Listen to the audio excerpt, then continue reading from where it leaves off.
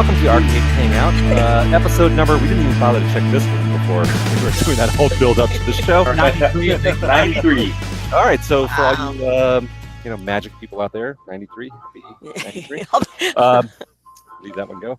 So we are a collection of arcade collectors and hobbyists who get together once a week to talk about arcade games, sort of. 80s. A good week. Variety of stuff. Yeah, occasionally some arcade stuff. Or a stuff. bad week. It kind of depends on why you're tuning in for this show, right? Carrie, do you want to do this or what? Sorry, I'm trying to this is me being quiet. I was trying to be interactive. No. So we are a group of arcade collectors, 10, 15 of us. We get a few of us together every week to talk about arcade games, 80s stuff, and really whatever comes off of our tongues, especially at this time of night. Wait, it's early still. I rarely have come on my tongue this time of night. Well, so much for the PG-13. It was right there. I mean, how do we bleep that out?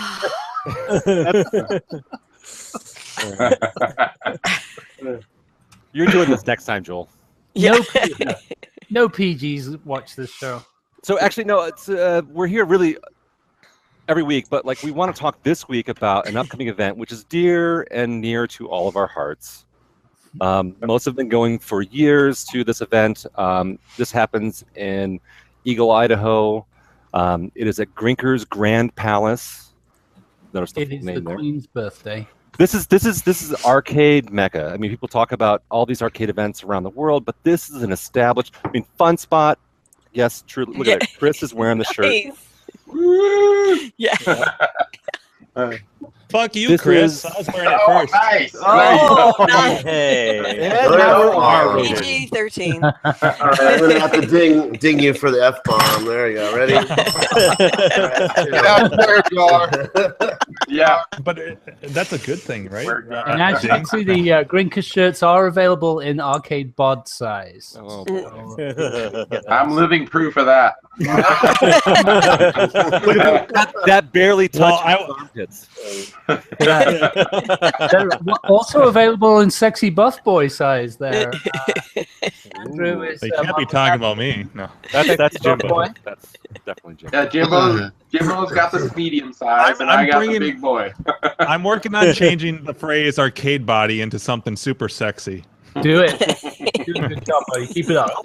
That's something Time Runner wrote on a Twitter post. I remember he's all, "I'm out for a jog, fighting the arcade body." Yeah. Was he wearing spandex that last Grinkers?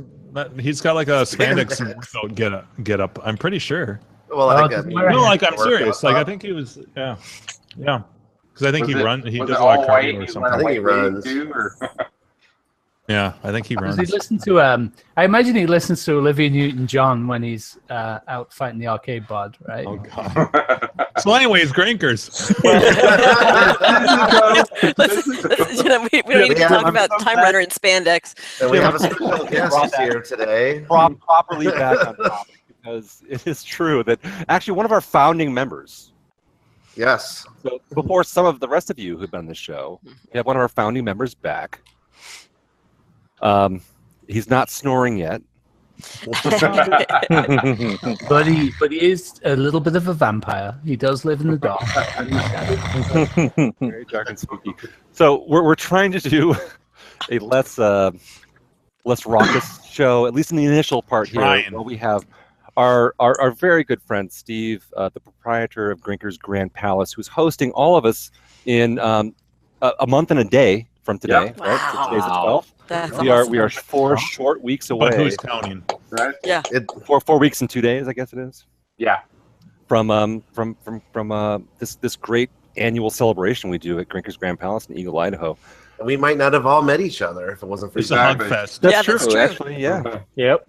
Oh, I would have met you, Steve. You just came into my garage one day. I didn't even know who you were. I just wandered in and wanted a sandwich. What is this place? Yeah. He charged me $1 for a beer. So I'm not sure how great of an intro that was for you, Steve, but if you want to, here's your platform. You want to jazz it up? Go ahead.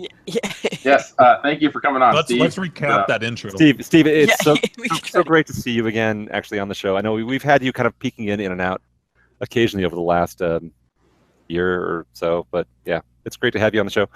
Are you muted? Because we can't hear anything. No, I'm not muted. Oh, great. I'm just giving you. I just love hearing you speak. Oh. He wasn't interrupting you rudely like me. Steve. I did. And everyone else. All right. And honestly, I can't just say just us. I mean, it's Grinkfest has brought a lot of arcade collectors together as friends. Yeah. You know, like the arcade outsiders is definitely the origins of getting us together online, but getting us together in person and hanging out and having a good time. It's such a big difference going to Grinkers as opposed to some other events. You know, so our group here have all become friends. And I know a lot of other people out there too. So, Yeah, that's really is a brilliant way to put it too. That like, I mean, Arcade Outsiders may have brought us together online, but like, and Clav online, but like really in person, Grinkers is it. right. That's the event. That's where we've all met. A lot of us for the first time in person, and it's such a Also, personal. not smelly as well. We're like 73% less smelly than Cax. Yeah, that's true. That sounds like a great T-shirt. The bathroom Grinkers, aside. 73% less smelly. Use that as part of your marketing material, Steve. And you can kind of sober up on the walk. 73% less smelly than Cax. Boom. So let's give Steve a chance to Yeah. to step on and like talk about Grinkers, because it's a place all of us know and love, but like maybe some of our listeners don't know. Thank you, guys. I really it's nice. I really appreciate the love, right? There's so much like love that is the result of all of this on a lot of different levels. And I think the reason that Grinkers is so, or Grinkfest is so cool is that there's a lot of love there. I know it's weird to kind of put it maybe in that context, but I really think that it's true. And so, you know, you guys get hugs, and those hugs all have meaning. And the fact that you guys are coming up here again, and I'm gonna get to hug you again, that makes me happy. So, Can I come? I don't demand a hug. Jim Bodini said it a bunch of times. He's like, we need to do it twice there. Once just isn't enough. You know? That's true. Yeah. Biannual. Yeah. And we come for the games, we stay for the hugs. Right. Nice. Oh, My Actually, favorite. it would have been really dirty if I turned that around, actually. yeah. My favorite hugs are the Steve is completely wasted at the end of the weekend hugs. Oh, Steve doesn't drink. What are you talking about? That's just the mask he puts on to make people feel at home. Yeah. Right, exactly. No, he's drunk at the end of the weekend. He's like, thank fuck all these people are going home today. Get out of here, an hour past. Yeah, I can't imagine how exhausting it must be. Hey, Steve, how much work do you have to do on the front end? Like before we show up, how much do you end up having to do to, you know, to prep the games and things like that? Because you usually have things in pretty good order, but I'm thinking it's got to be work to brace, you know, even just to brief your staff on what to expect. 2,000 pounds of It is, pickles to I'm chop. gonna I'm going to say that Grinkfest itself, so forget the prep for a second, Grinkfest itself is brutal. I mean, it is, people roll into town on Thursday, and then we just go. The whole time it's just go, because there's only so many hours that everybody's here, and there's only so many hours that I get to hang out with everybody, and the whole event's happening, right? And so you want to take advantage of that. And so it just means that there's lots of partaking and lots of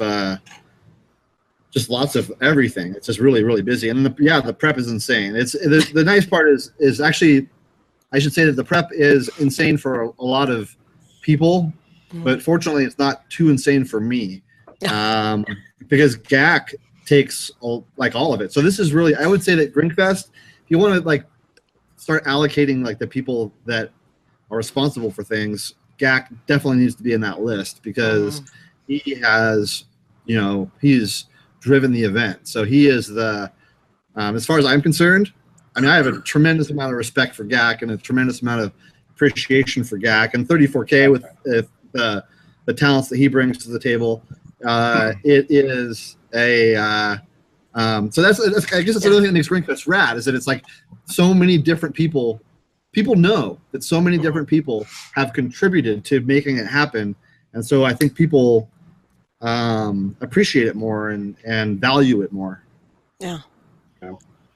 I mean, honestly, the first year I went, I said every year I'm going to be coming back. It's such a great time. You're hanging out with people. You can walk back and forth to a hotel room, which is a nice little way to kind of sober up. Sure. You can meet you can meet Joel and can tell him about the time that you met him because he won't remember it. It's like such a great time from like beginning to end. Yeah, I remember that. Oh no, wait, I don't remember that. Well, I think last year I was probably really set back by how much was going on behind the scenes on working on games, because you had like 3 or 4 guys out there for like a week, right? Yeah, Hat Trick is a machine. I mean, Hat Trick and Blind Dog and Stimpy and Game Fixer, right? I just know them. Stimpy and Stumpy Joe and Little Petey, Stony, and Speezy and Sniffly and Snuggly. So yeah, there was I want to say maybe 3, 4, 5 guys that they were out there for several days, if not a week, just like hammering away, dialing in all the games, like black and white stuff and everything, right? Well, that's totally true. It's happening again this year, hopefully. It's Game Fixer and Blind Dog and myself and Dan Hattrick. Dan is so I had a friend when I was like a little kid. My best friend from like elementary school and junior high and high school, his name was Jeff, and we were like best friends, right? And so he's like my friend for life. And I never really thought I'd have another friend like that. But Dan Hattrick has like become that dude. And so it's cool to have another best friend that was just as cool as like my childhood best friend. And he and I are here every Saturday and we fix games. If it wasn't for him, crashed after the first 6 months. So so that guy, I get a lot of it's the figurehead thing, but it's really not, right? This is a shared first place pedestal with like 20 different dudes, and so I just put the money in and had a little bit of a vision, and then everybody else has made it all happen, and I'm forever grateful for that because you guys helped us.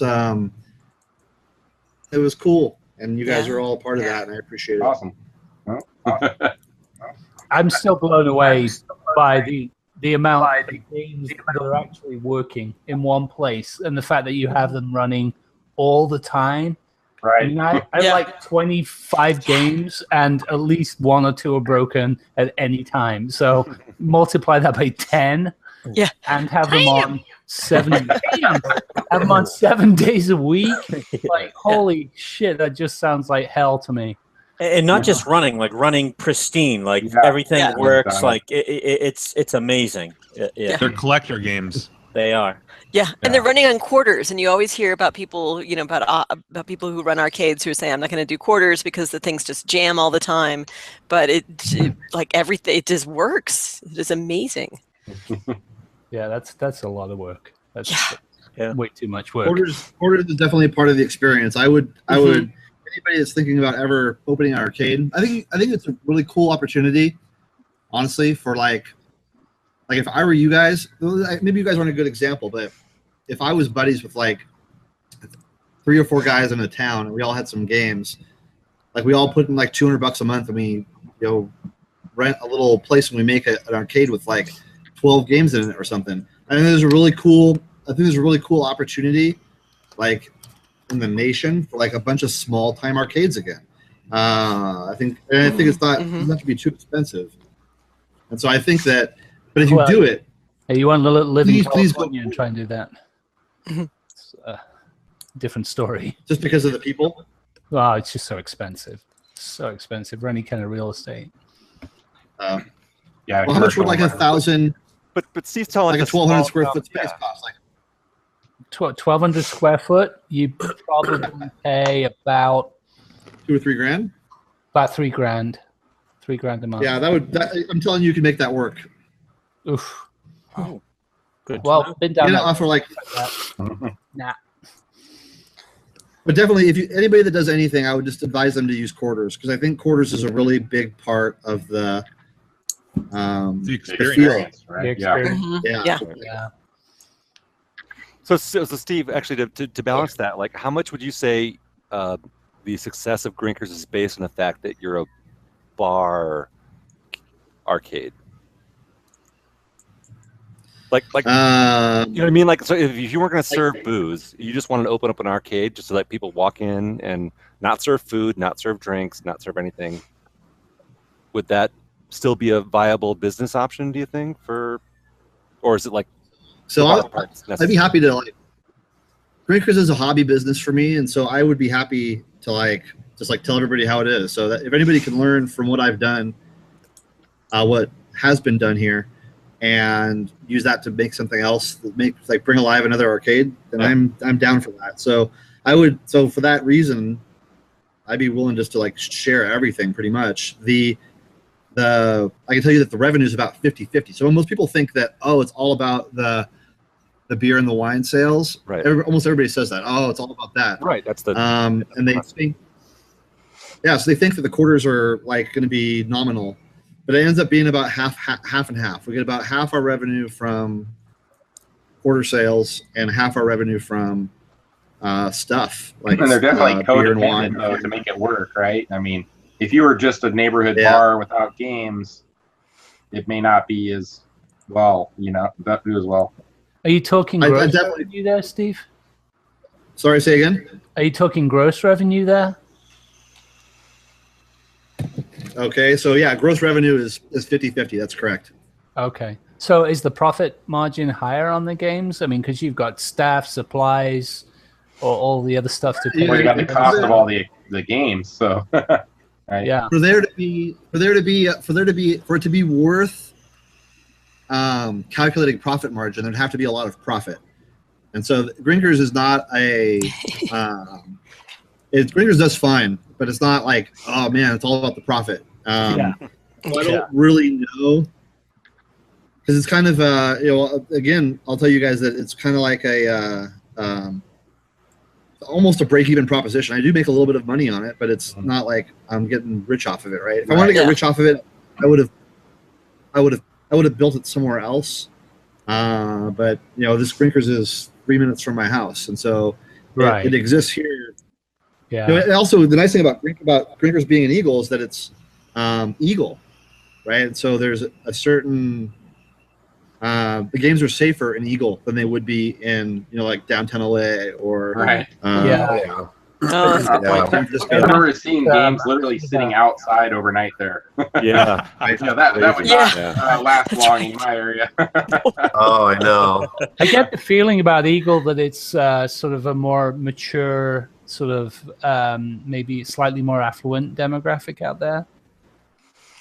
Affluent is a good and correct thing to say. It's mature is probably also fine to say. I mean, it's not. It's like any other community. Yeah, it's a higher end community, and if I guess it's the kind of place where if low rider rolls into town, it gets pulled over in 2 minutes. So the Eagle police shut things down. So but they're totally not racist.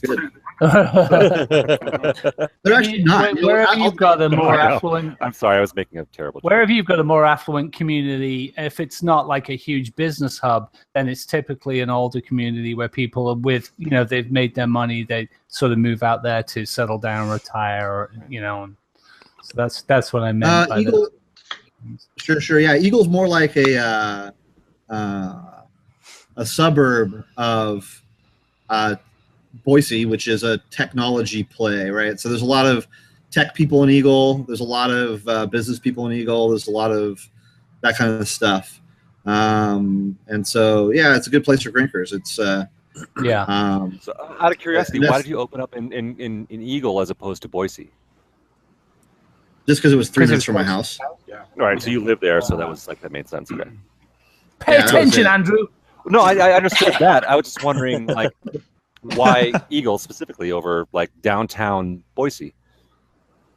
There's actually a part of something that is interesting. There's a barcade in downtown Boise that's called Space Bar. And you guys know him from Claude. He's Arcade Underground because you go down like 10 steps, like in this old cool building. Down like 10, 15 Oh, no. Doesn't he have like a Dukes of Hazzard arcade game or something like that?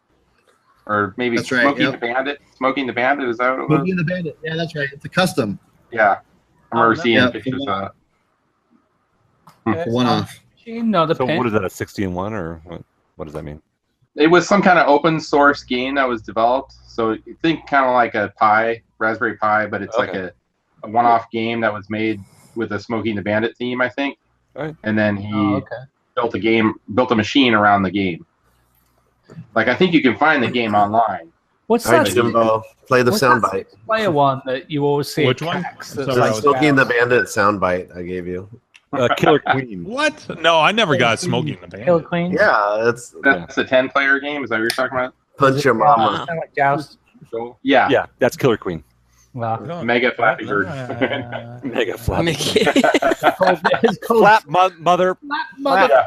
Oh, thank you Way to for censor that one. That was By the good. way, Steve, I really hope that you're going to be able to have time set aside to try out some of our Nat style games. Yeah. It's really Yeah, fun. I mean, I'm everybody's actually- laughing. It's a good time. So I'm looking forward to that more than the regular tournament, actually. Yeah.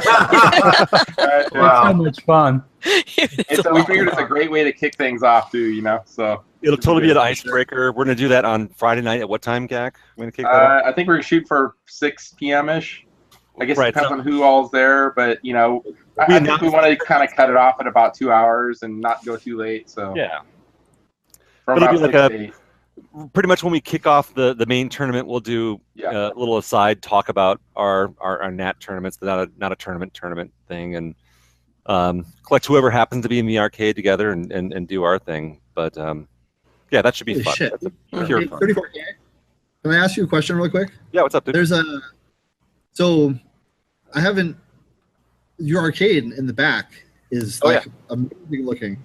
Oh, hey, thanks. Right? We were all there. Look at just that a few shit. weeks That's ago. fucking beautiful. I turned it on because at this point, all you guys came here for Denver, and I don't care if anything breaks at this point. Yeah. So, Well, leave it's it not on. going to now. It's Right? not going to now. Yeah. We're not there. no one cares, so yeah, let it run. By the way, cap that Street Fighter monitor. Well, I have the cap kit in the coin door, so I'll go ahead and take care of that. before Come over and do it. you show up next time. We'll get a Super Turbo going. Nice. So thank you, Steve. That's very flattering to hear. Yeah, no, it's definitely cool. You look at the top, like in the rafters, you can see it's glowing red. What's That's making it glow huge. red up there?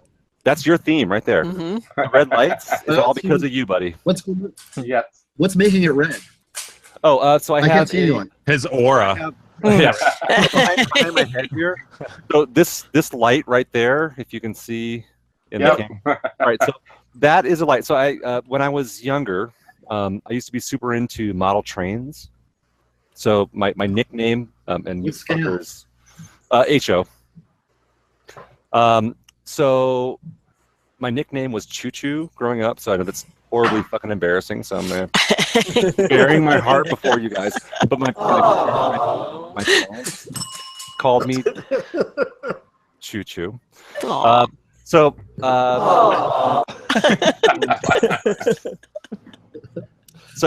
Jesus hecking Christ. Yeah. So anyway, my room growing up, I had I love the story behind this light. It's actually not a very good story, but I love the story anyway. So growing up, before I lived, I think 10 was when we left Illinois. Baby too. And we moved to Colorado. But when I was younger, we had my room was decked out with trains. We had a thing, and the train light hung in my room, was hardwired to the ceiling. Did you have that- crab meat?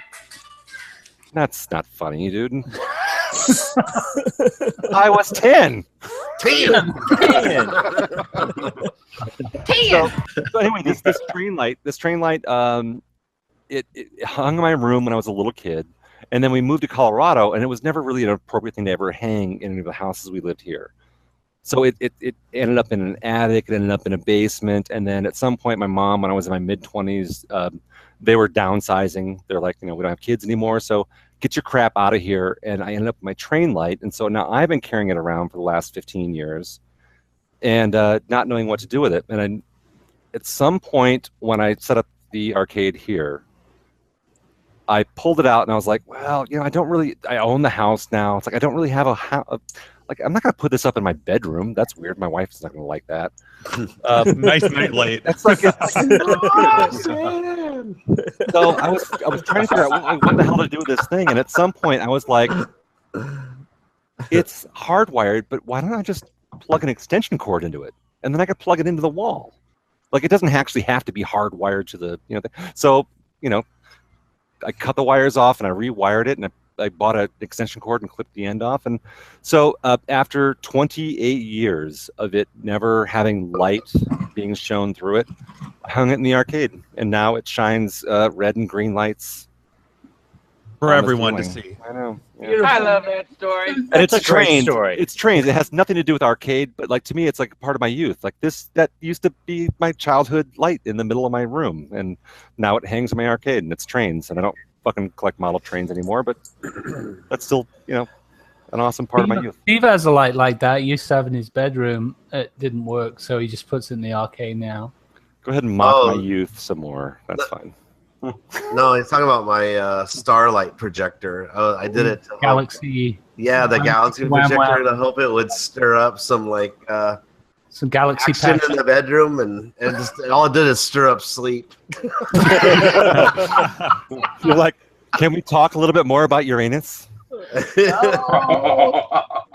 Get it? Why is that one twinkling? That's Uranus, dear. Do you have asteroids? Nice. Watch out for the thing on. Right. Anyway. So, Steve, you actually sponsored my whole thing about, I love the red lights in the arcade. I think red light is a perfect light for the arcade. And so I've been working on red lights for the arcade, and that's where it comes from. Nice. Yeah, man. I think darker with red lights is a perfect environment, and so I think you've captured it really well, and it really is beautiful. So that's where you guys hung out when you guys went. Yeah. That's not. So we're here Thursday and Friday night in Denver. Right on, man. That's really cool. Good times. Yeah. I mean, I only have 20 games. You've got 6 times that. So. 10. 20. Yeah.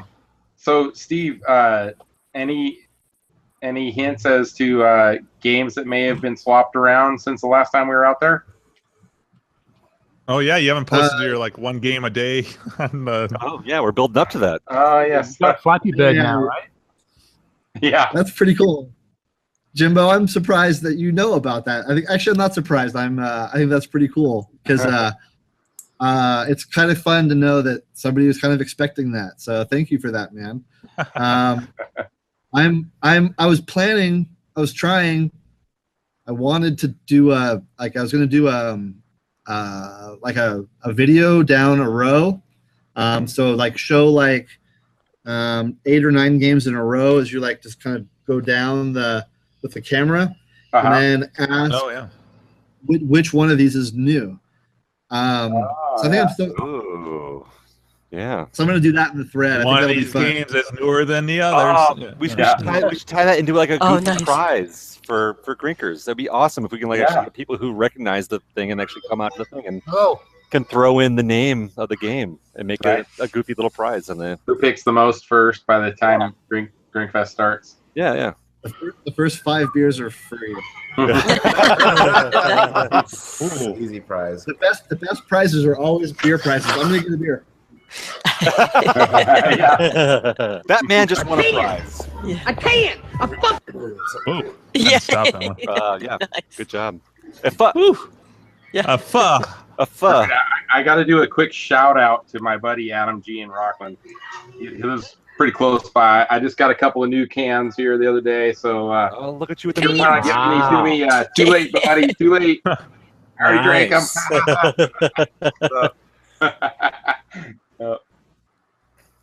Yeah. Unfortunately, like we can't really do like a beer tasting even off of Grinkers grounds. Yeah, it's just so impossible. We we talked about it and tried to do some beer stuff out there. It's worked a fun spot. It worked in Denver. I think great. You guys brought some Leo, beers here. Don't let that stop you from bringing out some awesome. Leo, I will pay you for every awesome beer you can possibly bring. Yes, me too.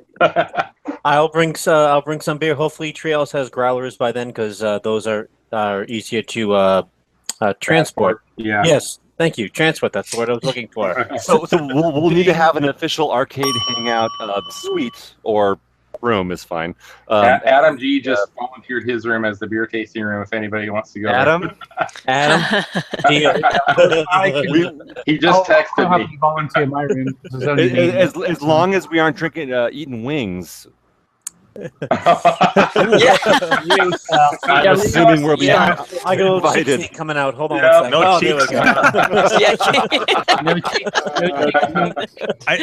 That should be your new clove handle. Cheek sneak. The cheek sneak. Leo, are you and Dave? I've never cried. I haven't cried like that in a long time. Laughing so damn hard. Yeah. Dave and I are splitting a room for. And by the way, for everyone that has been there before, come out on Thursday. I mean, the tournament starts on Friday, but the fun. It's nice to get there Thursday. Yeah, it's almost a private party. Yeah. It's like when nothing's going on. We're just hanging out. It's all just chill and hang out before. Yeah, you don't want to miss Thursday. It's kind of like doing yoga stretches for your liver. Yeah. It's nice to get up on Friday and just like walk to the arcade and not have to like drive, get in a car, go on a plane, and like do with all that bullshit and like stuff like that. Bull stuff. Yeah. Sorry. Like just get up and like. At, 1 or 2 o'clock in the afternoon, and walk to the arcade that day. So Dave from Buffalo said in the chat he'll be there 2 p.m. Thursday. Attaboy. Nice. Hot darn. Yes. That's quite the change from the other year when he'd always stroll in super late. He shows up at like 8 o'clock on Saturday. Yeah, with a story. With a travel story. But amazingly, he'll already have like 30 or 40 Bud Lights in him by that point. Yeah. I was on the wait list at an airport in Salt Lake. I was like number 2, and they'd be like, "What are you talking about? I've been here for like 20 minutes." Then they flew me to Sitka. Like what? I gotta fly to Flagstaff before I can get back to Boise. I caught this ride on a crop duster. We had to drop off some chicken. I wasn't going to be on standby any longer. I found a private plane because my wife works for the airline. And I'm a cop too. Damn it! So it's $1,300, but I just paid tax. I remember. So last year, I had stayed Sunday because I caught the red eye out Sunday. And I was just. Leo, let me interrupt you just for a second because I want to go around the room for this. Like, I want to hear favorite stories from last year Grinkers. Oh, that's a good one. Yeah. So Leo, please kick it off with your favorite story from last year at Grinkers. So it was after the whole event, and everyone usually leaves Sunday, morning, afternoonish, but I chose to leave Sunday night. So I went to the bar right across the street from the hotel room to watch the football games, and they had a good little beer special going on. So I was, feeling pretty good since they shuttle you to the airport, and I can walk from the airport to my plane pretty confidently. All of a sudden, it's like 7 p.m.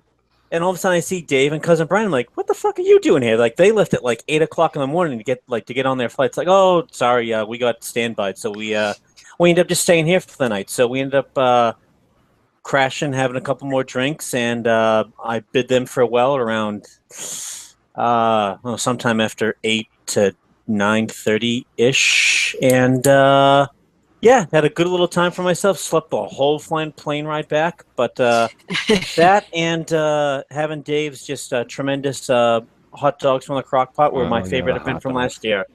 I'm going to pass it on to Carrie. Carrie, what was your favorite story from last year at Grinkers? Wow. I didn't realize we were doing a round table with this, but I guess. I'm sorry. I thought it was. I thought. Yeah. Sorry. I thought we were going. No, that's right. Well, no, that's what you had suggested. I'm sitting here trying to. There's like there's so many good moments. Probably the first one that I remember where I just felt really. There was just so much fun and relaxed was sitting around Lords. On that first night, I must have been Thursday. Yeah, Thursday.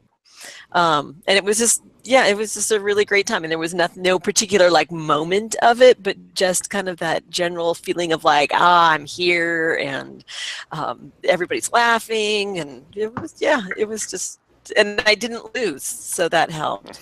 But I didn't win though, but that's okay. At least you weren't the first loser. First loser. I was just amongst the many losers. But hey, I'm used to being in the losers club. It's all good. So hey, you won Denver, so come on now. Oh no, that's true. No, the entire tournament you won. Even though she was scorekeeper, actually, the 2-day total. It was Gak. Gak won for the total. I won first day. He won second day, and then took the thing by a point. So, but I passed on the grand prize to the queen of the ball. Yes. Careful with that. Very kind of you. I was the queen of the ball. You're queen of the balls. Oh no! I always get those two mixed up. Very easy mistake to make. So I will say my. Go ahead. No, go ahead. No, I was going to say I wanted to interject and like just take over the next person and not let you choose someone. But if you've got more stories to tell, please tell. No, all I was going to say is I have in fact have my Nat light box up in my our arcade. So it's not sitting in a box. I love it. It comes on when I turn on all my LEDs in my games. So go ahead and take over. Oh yeah, so I just want to say I wanted to mirror first off like your feeling from Thursday, because like that is really actually part of the experience. It's like for those of us who travel 12 plus hours by car through the wasteland that is Wyoming.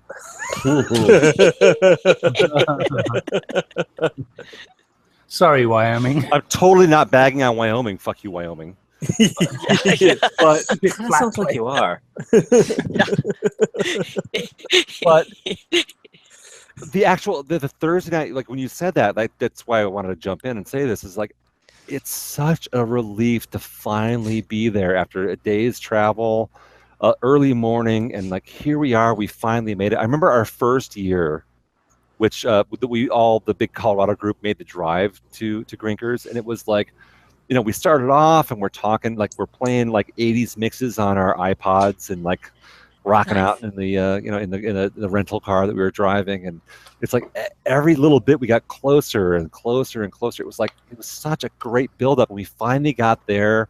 And I remember my first beer at the bar at Grinkers. Yeah, it was best beer ever. Oh my God, we're here. This is finally it, and this is the beginning of the end. But there it goes. Yeah. And I'm ready. I've got another $1, so give me another one. It's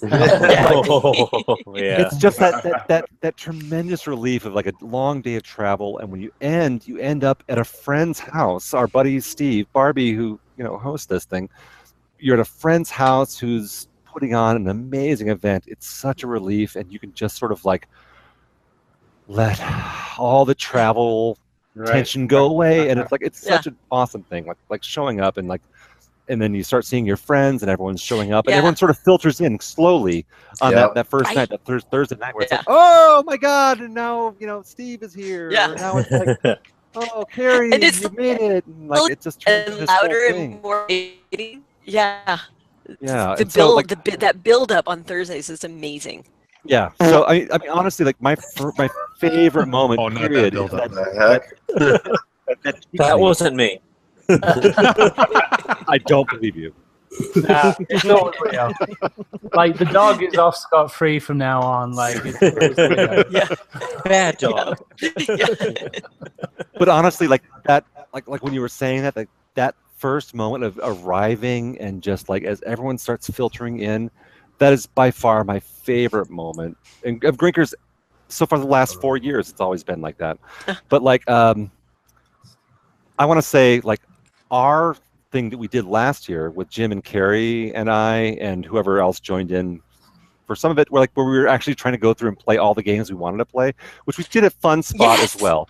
But we started this at Grinkers.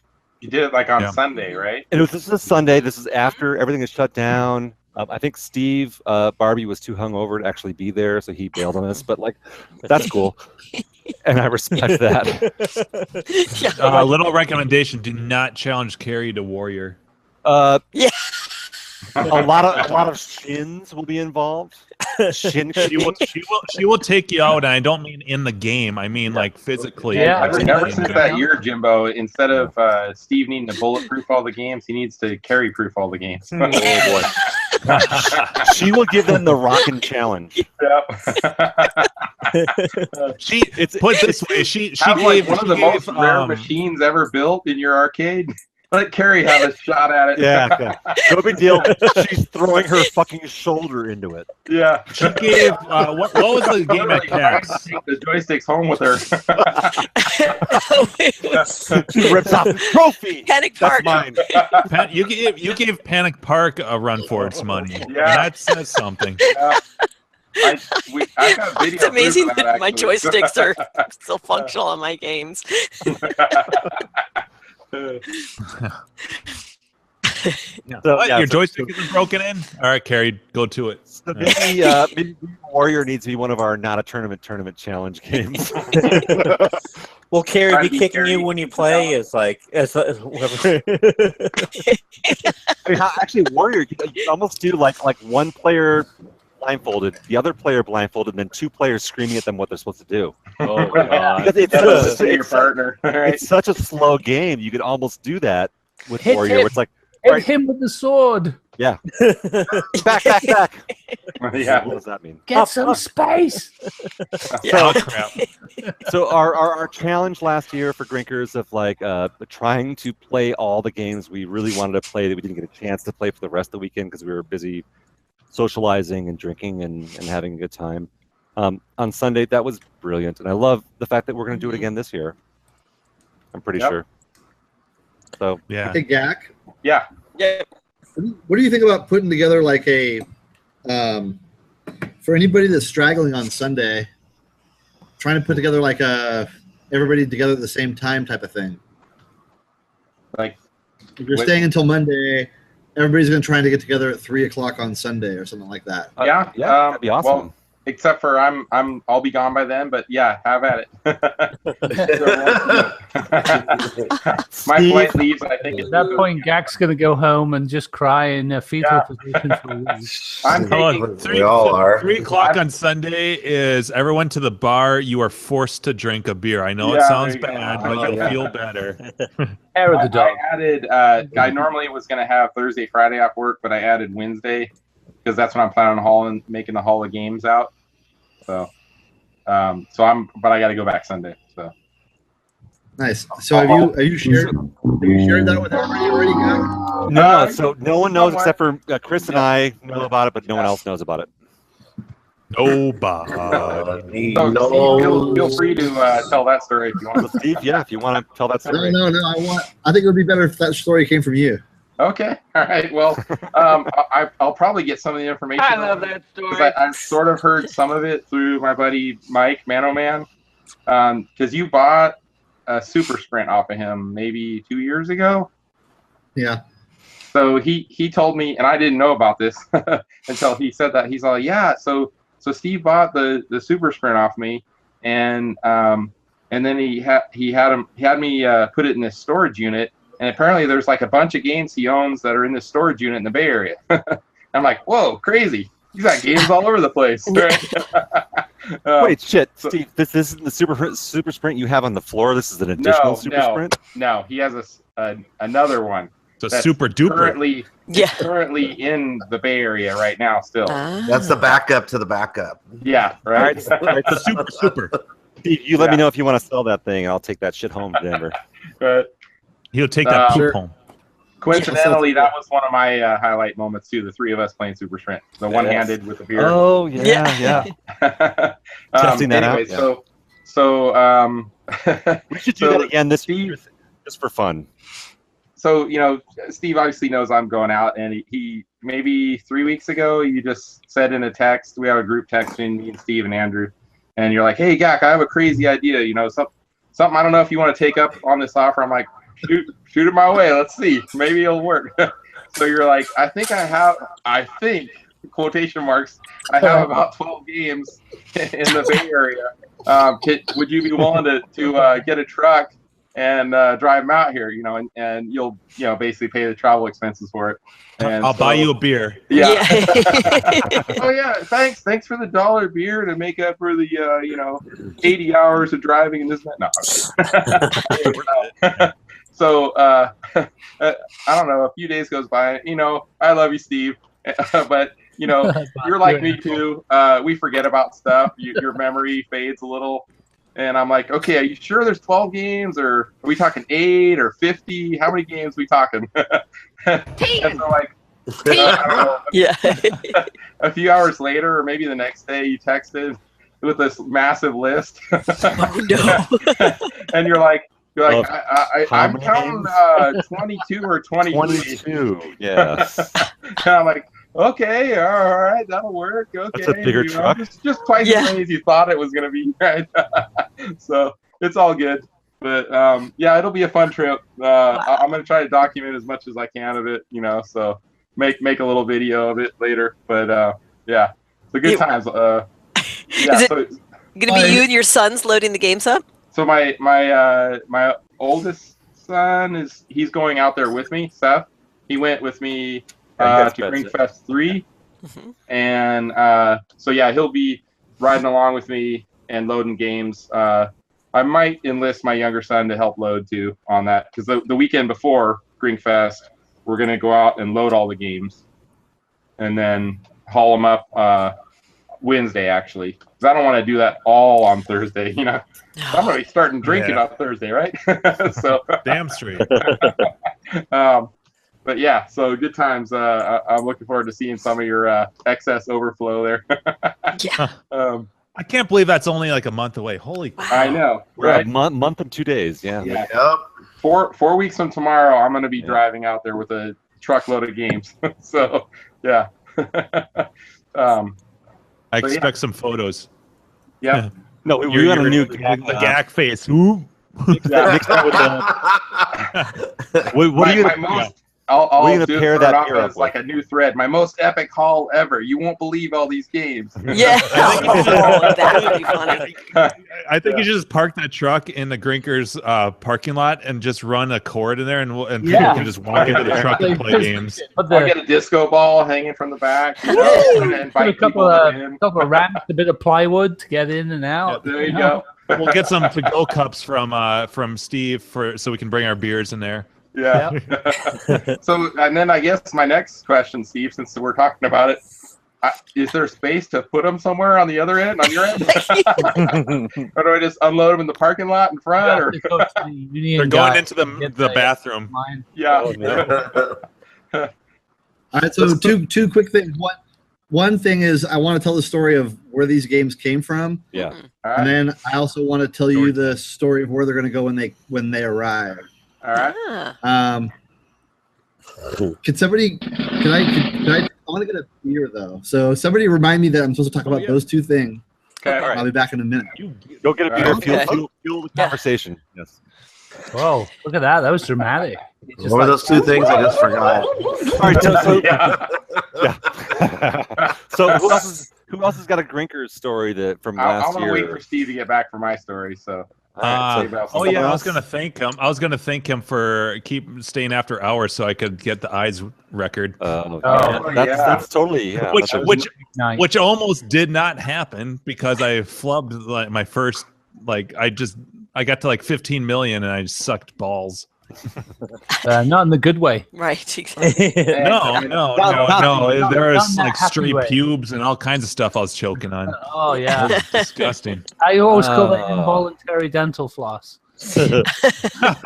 The more I think about my story, the more I think mean fuck British Dave women? and fuck cousin Brian. The time I found Up and Down there last year was like that was my favorite game one of my favorite games growing up. So that was Up and down? Up and That's a Down. great Yeah. bedroom game too. That hey, like I said, it was my favorite game as a kid. You know, so I never get to play that game. As a kid. I think that's one of the coolest things about Grinkers is like because he has so many games. There's definitely games that you can discover there that you had no idea that you would even enjoy. Jump Bug was that for me. I started playing Jump Bug, and obviously that got a fair bit of coverage with John and Fett and those guys doing their restorations. But when I actually played it, I was like, "This is a fucking great game. I'm really enjoying playing this." You know, The filters off. yeah, it's cool to be able to go somewhere where they have such a huge selection that you can find, you can find something that you haven't played and be like, wow, this is great. Steve, does not matter how much of an arcade snob you are, you will find a game there that is amazing and you'll be blown away by it. And Alpine Ski as well. Alpine Ski is a blast to play. It's so simple and but it's not. Oh, it's just a fun game. You cannot say that game is so simple. It's simple if you only want to get like 6,000 or 8,000. If you want to like no, that game is brutal. But then there's the flip side of the coin. There's games like Crash, where I would quite happily push that game out into the parking lot and set fire to it. Two years ago, the game for me was Fantasy. I thoroughly enjoyed that game. And I'd never played that before, and there's no way I would have otherwise played it. Same with Crafty. I never played Skydiver before. I thought that game was a lot of fun. I think Simple black and white game. And I love how you pull the rip Skydiver was awesome. Yeah, that was, and the lights on the marquee. Yeah. It was just and then Keith started getting into it too, and then he just was like rocking everybody's score. He was addicted to it. He couldn't stop playing it, and he killed everybody at it. But yeah, it was I think games with unique controls are always more interesting, right? It's funny that you say that, Joel, because I feel like I've specifically I've made a conscious effort to lately either go after projects or tackle projects in a priority of, does this have unique controls? Yeah. Because I'm like, man, I have a lot of games that just have a stupid joystick and a button. I should like Super Hang-On that I'm working on. I'm excited because that's got like handlebars or like Cheyenne and stuff, and I'm with you. No, but you can totally play that with a Star Wars joke and a pedal. You're right. Right, Mark? Yeah, that's true. No. Like, I gotta be right there with you, Joel. Like you bring the gasoline, I'll bring the matches to take fucking Crash. We'll take Crash off the roof. Face on that motherfucker. I love Crash. That's a great game. Light that shit on fire, and we'll send it down Eagle River. It makes me feel horrible about myself as a person when I play that game. No, I agree. 100%. Like I think I scored the lowest possible score you could score on Crash. 10. So, Steve, did you? Oh, I was just gonna say, Steve, did you get my response to your private message on Clav about Street Fighter? I have another question for you too. So, answer your question. The other question. Street Fighter 2 is one question. The other question is Punch Out, Super Punch Out. Okay, yeah. Steve, can you move your camera down because we're just looking at your forehead? Well, we're just gonna call him Wilson. Or sit on the taller chair. Pretend there's a fence line there. Hey, look, there he is. Wearing the Grinkers 3 shirt. Mm-hmm. Fine fashion choice. Very nice. Thank you. Yes. It's my favorite shirt, actually. Are you really wearing the Grinkers, Steve? Like the Phoenix? Yeah. Wow. Yeah. I love seeing all of you guys wearing the shirts. I love that. Oh, nice job on the new Grinkers shirt. I wore this shirt to volleyball today. It was just a coincidence. I didn't know Steve was coming on tonight. I just happened to be. We had Sand Volleyball League earlier, and this was the shirt I was wearing. So I was advertising. Yeah. So even though everyone's like, "What's Grinkers?" What's Grinkers? So Andrew, it warms the cockles. My cockles are tickled with warmness right now. Yes, thank you very much. Andrew likes to run a train, so his cockles are plenty warm. All right? Kind of way. They're powdered. My cockles are properly powdered and totally warm, which is amazing because they should be chilly right now. But yeah, warm. beautiful. That's just a beautiful day right there. So Steve. Oh, so Yes. Steve, yeah, Street Fighter and Super Punch-Out was your other, yeah. So yeah, Okay, so Street Fighter. So you gave me there was two. My question was, what is the de facto standard for Street Fighter 2? And Jimbo replied, and he said there's two of them. Yep. One is I think I asked if Rainbow was like the one. He said no, Rainbow's a hack. hack. It's a hack. Playing like hyper fighting or like super hyper fighting. Hyper Fighting or Super Turbo. Yeah. So it's Yeah. either a CPS. So CPS 1. So Hyper Fighting is basically a variation of Champion Edition. It's the same board set with just different ROMs. Super Turbo is a very expensive CPS 2 board. So, but it will so work in Steve, your cabinet.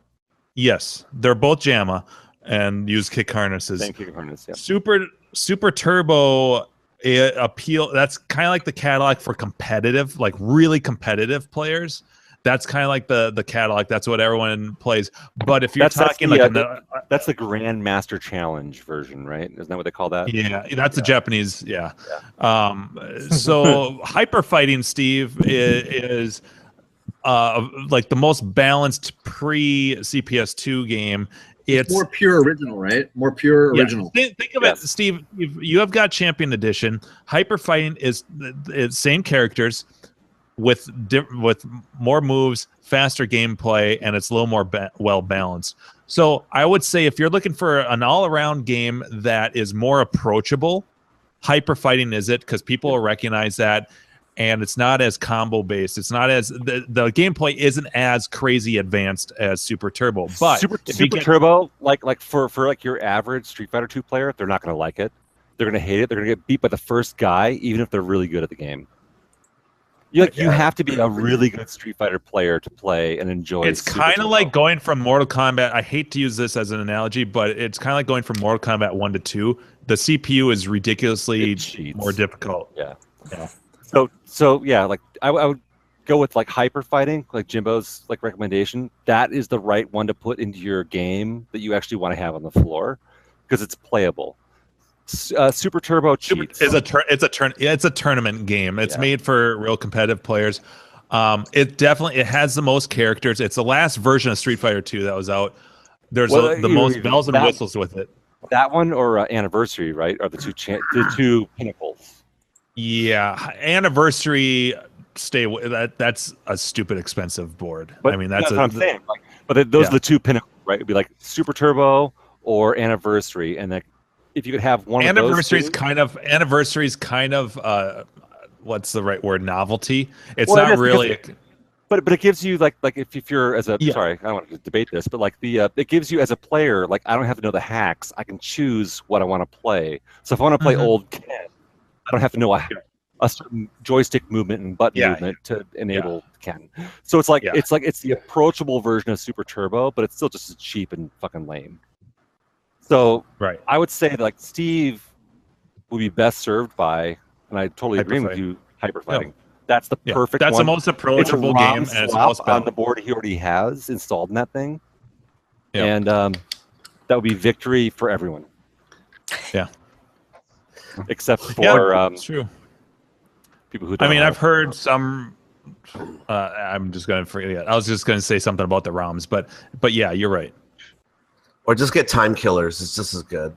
All right, yeah. Or put a Dark Stalker. Karate Champ. Yeah. Hey, don't knock Karate Champ. I had some really good games at CAX playing Karate Champ. When you find someone that knows the game, it is intense and fun. Karate Champ is actually one I feel like I could play. Karate games. What do you guys think about Yi Kung Fu? I think it's fun. Because I used to play that on the Commodore 64 a lot. I don't think I ever played it in the arcade, but Karate Champ gets bashed because it's like the flavor of the month to bash it. But I'm just wondering. Yeah, I was wondering on ER Kung Fu because that was a pretty cool game. I thought. I think Karate Champ would make a great Nat game. Ooh, Yeah. ooh. We've talked enough about it. Yeah. Yeah. You know, because you have to work together. Like Joust you know, style, like how we did Joust. Like 4 people on one machine. Yep. Yeah. That would be make a almost great impossible for 2 players to pull off any move. Oh, right. Yeah. Well, you got to communicate. Okay. Yeah. You know, both sticks left, both sticks right. On the flip side, they came up with the worst Nat game ever, which is Dragon's Lair. Oh God! Blindfolded. So bad. Blindfolded Dragon Slayer. Jeez. Like 20 seconds would be the record. Jesus. Yeah. Right. So Steve, Jimbo talked about his favorite moment when you stepped out for a minute.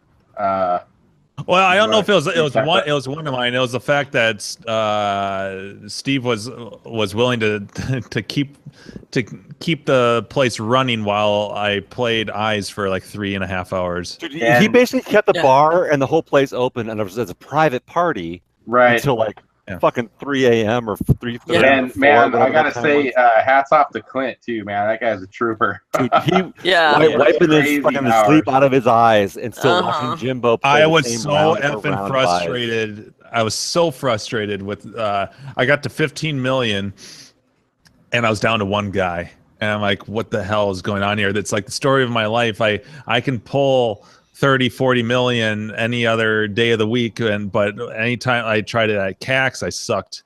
I just couldn't get anything going. So like it was. And this time I brought my freaking control panel. You know, actually, yeah, that's hardcore.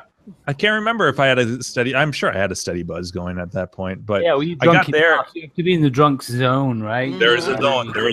There's definitely a zone. If you're up at 3 a.m., you're at least buzzed. That's just a rule for in life. Yeah. There's a picture. Someone I forget who took that. Someone took a photo of me playing, and you can see Carrie in the foreground with my phone and the counter app, so you can see how many times I've rolled the game. It's a great picture. Forgot who that was, but maybe it wasn't Dave. I was actually thinking Dave from Buffalo. Never. It might have been. Yeah. Who? Yeah, right. Yeah, you haven't met him yet. Yeah, but you're gonna meet him this year. I want to meet him. Sounds like a great guy. But that was a great story. It was nice of Steve to do that. He's done that before too. If everyone's having a good time, not that I'm trying to build this up like it's going to happen. I don't want to take it for granted. But he has been known to do that a few times. Yeah. Are you going to take your CP back out again this year? Are you going to do it again? No. I mean, well, here's the thing.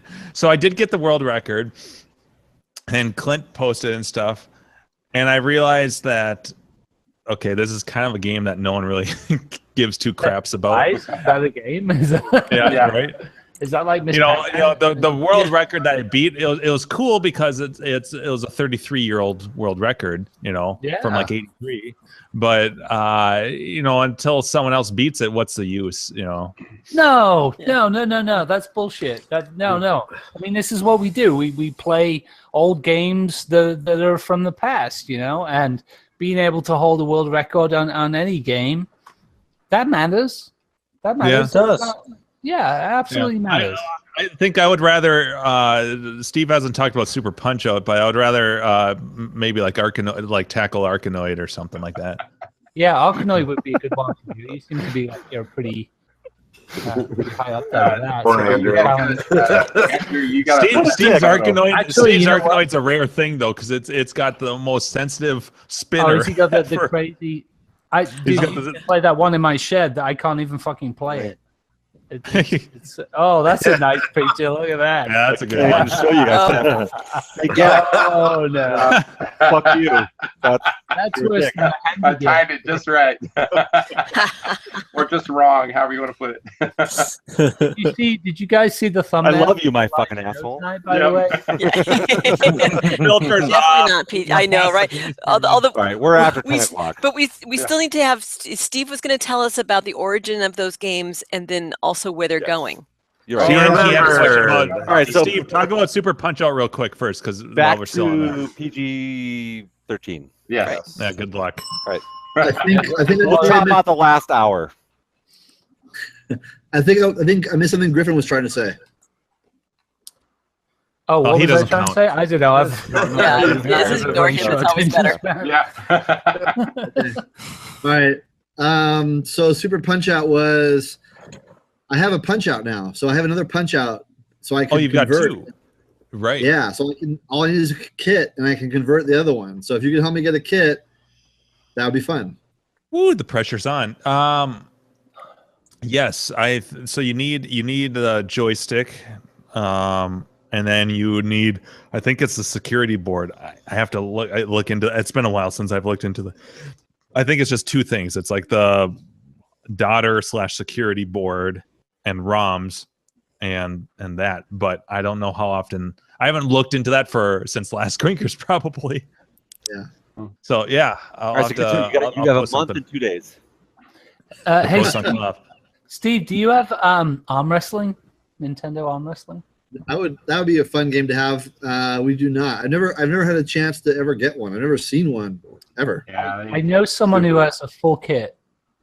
All the art, the control panel, everything, but unfortunately, the guy who makes Rain Man look like he's socially advanced.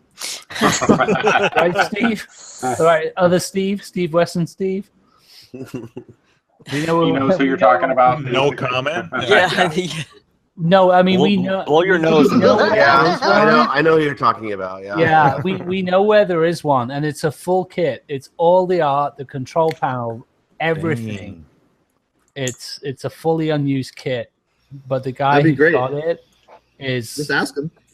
No, it's like someone offered him $1,200 for it, and he didn't sell it when he needed money. So it's No. I know the guy bought it. I love this story. This is The guy a great bought story. it, yeah. It totally have a happy ending. Yeah. He bought the I know kit for something. I won't $400. tell. I won't tell. I won't tell. Yeah. I mean, the thing is, we do have at least contact with the guy. We have a friend who has a good relationship with him, but Purely sexual. yeah, purely sexual. Trying to get it from him, I don't know. I don't know how that's going to go down, but I mean, we know one guy who's desperately looking for an arm wrestling kit, but at the same time, when it comes down to it, it sort of slots into the Indiana Jones type of mentality of, that thing belongs in a Grinkers. So, Yeah. I know. We'll work on it. We'll work on it. We'll see if we can make something happen. You guys should make. Yeah. Wait, what? Make it happen. All right, everyone talk at once. Let's go. Yeah. Yeah. Blah, blah, blah, blah, blah. Oh shit, Steve. So Dave thank you, Dave from Buffalo in the chat. Apparently Mike's Arcade has the Super Punch-Out conversions on his site. So you Are wouldn't they have FPGAs to. or what are they? It's a reproduction, the It's that PCB to get around the security chip Yeah. thing, right? Yeah. So what do you so still it's a need though? What do you still need then? You use the original punch-out The board and then joystick. you add a Let me, daughter card. Steve, I'll post a link in the chat here. It's like a slapstick kind of thing. You still need to have your own ROMs for it, Yeah. or provide the own ROMs. But this is like the little daughter card thing that's added to it. And does that have a security So chip that on way, it? Like, you would just need a joystick, right? You Yeah. just need the joystick. do you need the lift stick or the down stick or whatever, the 5-way? You or need whatever a it's left called? stick, don't Yeah. you? Pull. The pull. You Right. just- Pull, And he has Hold on, reproduction okay. super punch, and he has reproduction joysticks for it too. Huh. Can you So put he's got arm everything wrestling you in there need. too? So all that's left is art then. Is art available? No, I If you feel know like it someone who's is. good at, if And you the know art is someone only who's good at art, there's- yeah. I don't know. You maybe know a couple of guys who might know something Who about can do art. art. I don't know. Yeah. Hey, Steve, while we're speaking of obscure games, what happened with that Star Rider? Did you get it? I did get it. Yeah. So I've been in contact with, I forget his name, but the gentleman that does the Daphne Dexter stuff. I think it's two different guys. Yeah, the guy that does the Dexter stuff is in the process of trying to do the same thing for Star Rider, because the Star Rider that we got is missing the player and the disc. So, but other than that, it's complete, including the front piece. Is it a different player? Is it like not a player that you like a Dragon's Lair or? You're right. I can get a player. I can get a player. So I could. Yeah. I could get a player and a disc. I could source both those things. But we've already converted our Dragon's Lair, and I'm a purist. Mind you, I'm a purist, and so I don't want to change from how it was. We don't want you to change either, Steve. Thank you. We're running Dexter in our Dragon's Lair right now. And Mock, you played it last year. How did it play, Mock? When I played it, I had problems with it, but that could be an overheating issue because I've played it at, it's weird, as I've played that version of it at Joel's, and it plays perfect. I was going to say, don't take any notes from Mark. He's an asshole. No. I'm a pretty good. If you're going to ask about Dragon's Lair, that's my area. Dude, one day he told me it was all off, and then the next day. But that could be an overheating issue. I don't know, And then I played a Keys, and it's I don't know what's wrong with it there, but we can't get through certain levels, and you should be able to. Now, same thing when I played at Steve's at Grinkers. When he had it as the player, I could beat the game without losing any lives. When he put Dexter in, I had problems. I couldn't get through certain levels, and I don't know. And he had this set to the right ROM setting too. So I don't know. I'll try it again when I go this year, but mine has the player with a regular disc. It's like stock. But he still, he was a total prima donna. He threw my machine on the floor and then he stormed off. I can't play this. Griffin, stupid website. I mean, okay, for someone like, Steve too, a person who can beat the game without losing any lives, you can tell when something's off when you play it, So, yeah, there's something weird about the Dexter boards that I don't think they're 100%. I don't know. Maybe, like I said, it might be an overheating issue or something. I don't know. But also as well, Steve, you played it somewhere else. Where was the other place that you played Dexter? Keith's. Keith has was it set okay up there? No, same issues as yours. Same sort of feeling. He's not very good at arcade games, though. Yeah, he's kind of new to the hobby. Yeah, and I know a good example is let's see. The part where the balls chase you from behind, and at the very last move, you got to move forward to jump over the pit. You die every time at that pit when you push forward, and you shouldn't die there. No matter what, you die. And that's only one move that works for that is pushing forward at that pit. But you die every time on the Dexter Dexter boards. It happened at Grinkers and also happened at Keys. So that's like Exidy's Frogger. You jump on the Steve, check that out. Check that out on your Dragon's Lair. See if you have that same death on that level. But that's just one of them. Because if you get to a point in a game where you can't pass a certain level, you can't beat the game because it won't skip it. You have to beat it to get to the dragon. So that's how guys like Steve get rich, though. You see, they're taking your quarters, man. Quarter at a time. At least it's not. Is it 50 cents or what? No, quarter. God. Yeah. If I set it up where I had both environments, like if I could switch back and forth between a disc and a player and Dexter, like back and forth. So for an hour you could play one version, for the next hour you could play for the other version. Would you be willing to help me with some testing? Sure. Yeah. That'd be cool. Totally. We could share that information with the Dexter guy too. Yeah. Oh, okay. Yeah. Because it would be good. Honestly, it would be good if Dexter is in fact broken. It would be good if we could fix it or help fix it. Yeah. Yeah. So, I don't know. I love that. Yeah, we could try that and see. Also, Steve Bobby, whenever Steve wants to play Dragon's Lair, he always requires a line of cocaine prior to playing. So you need to set your Dragon's Lair to 5 lives too. Yours is still set at 3. So you 5 lives? What are you, What? No, that's what it was. You The had some kind of standard heathen? was back No, in the he 80s. plays- It was he plays 5 a You can lives. finish it in one life, can't you? No. Well, I can. I'm just telling you that it should be set to 5. All right. Well, you can help You're me. gonna charge set 50 that up. cents. It better be 5 lives, buddy. Yeah. That's fine. You help me. It's jingling away in the background here. I hear it. It's healthy. Oh, Ever since yeah, I it just stopped Till tinkles. from playing it, it works. Till breaks your games. Till breaks every fucking game I own. What are you talking about? That sounds like Carrie. Yeah. Right? Hey. I don't break them. I'm really hard on the games. After playing my Dragon's Lair, Till played my Dragon's Lair. That thing wouldn't come on for 2 weeks. I had to cuddle it. I had to sit there with it for a while until it was okay and build up its self-esteem again. And monitor came back on after about 2 weeks, but that's how long it took after Till. Did you warm its cockles? Yeah, I did one with cockles with a little bit of Did you gold spoon it? green.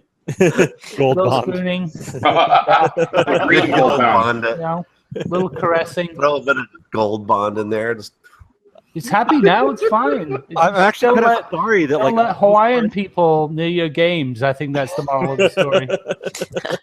I'm a little sorry that most of our viewers don't know about the gold bond story. what are you Yeah. talking about? Forget it. I don't want to know. That's that helps once in a while too. By the falls way. under the question. We're like, what did you buy becoming part of the arcade hangout? Yeah. You know, like stuff you bought. Games, headphones, you know, that kind of stuff. Yeah. Grinkers is an expensive trip as well because you come home and then you start looking feverishly for all the games that you enjoyed. Oh. No, we've talked about that before, though. It's like, what are the games that you walk away from Grinkers and now you want to buy?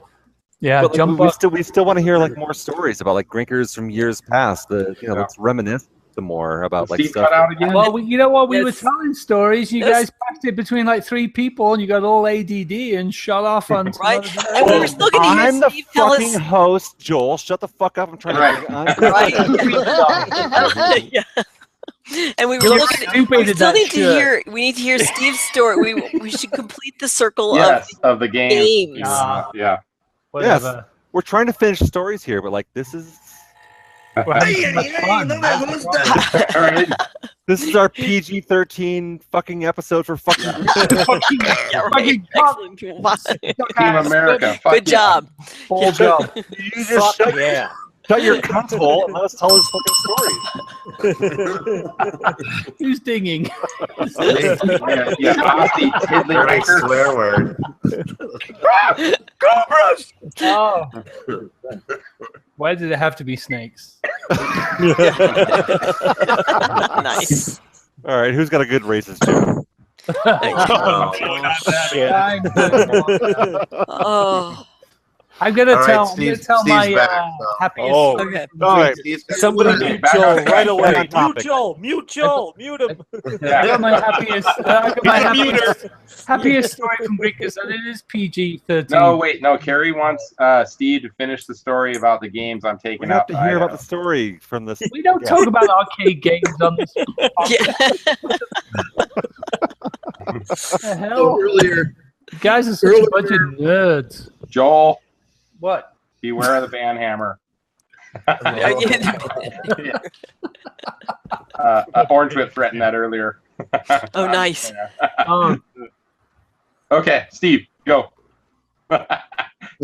earlier it was asserted that in Eagle that the police are racist and they pull everybody over that's no. white. And so I want to circle back to that and say that Idaho is actually very unique. And so there's like all this weird, crazy tension, like racial tension in different parts of the country. And in Idaho, it doesn't exist. So you have like everybody is just like chill with each other. And we look at the outside world, it's like, what the fuck is wrong with all these big city crazy people that have all these like racial tensions? So it's really a really great, diverse, like easygoing, non Trump voting. weird bullshit. Yeah, it's just like it's like a regular, like we're like the last vestige of sanity. I think this place is restricted, Wang, so don't tell me you're Jewish. Okay, fine.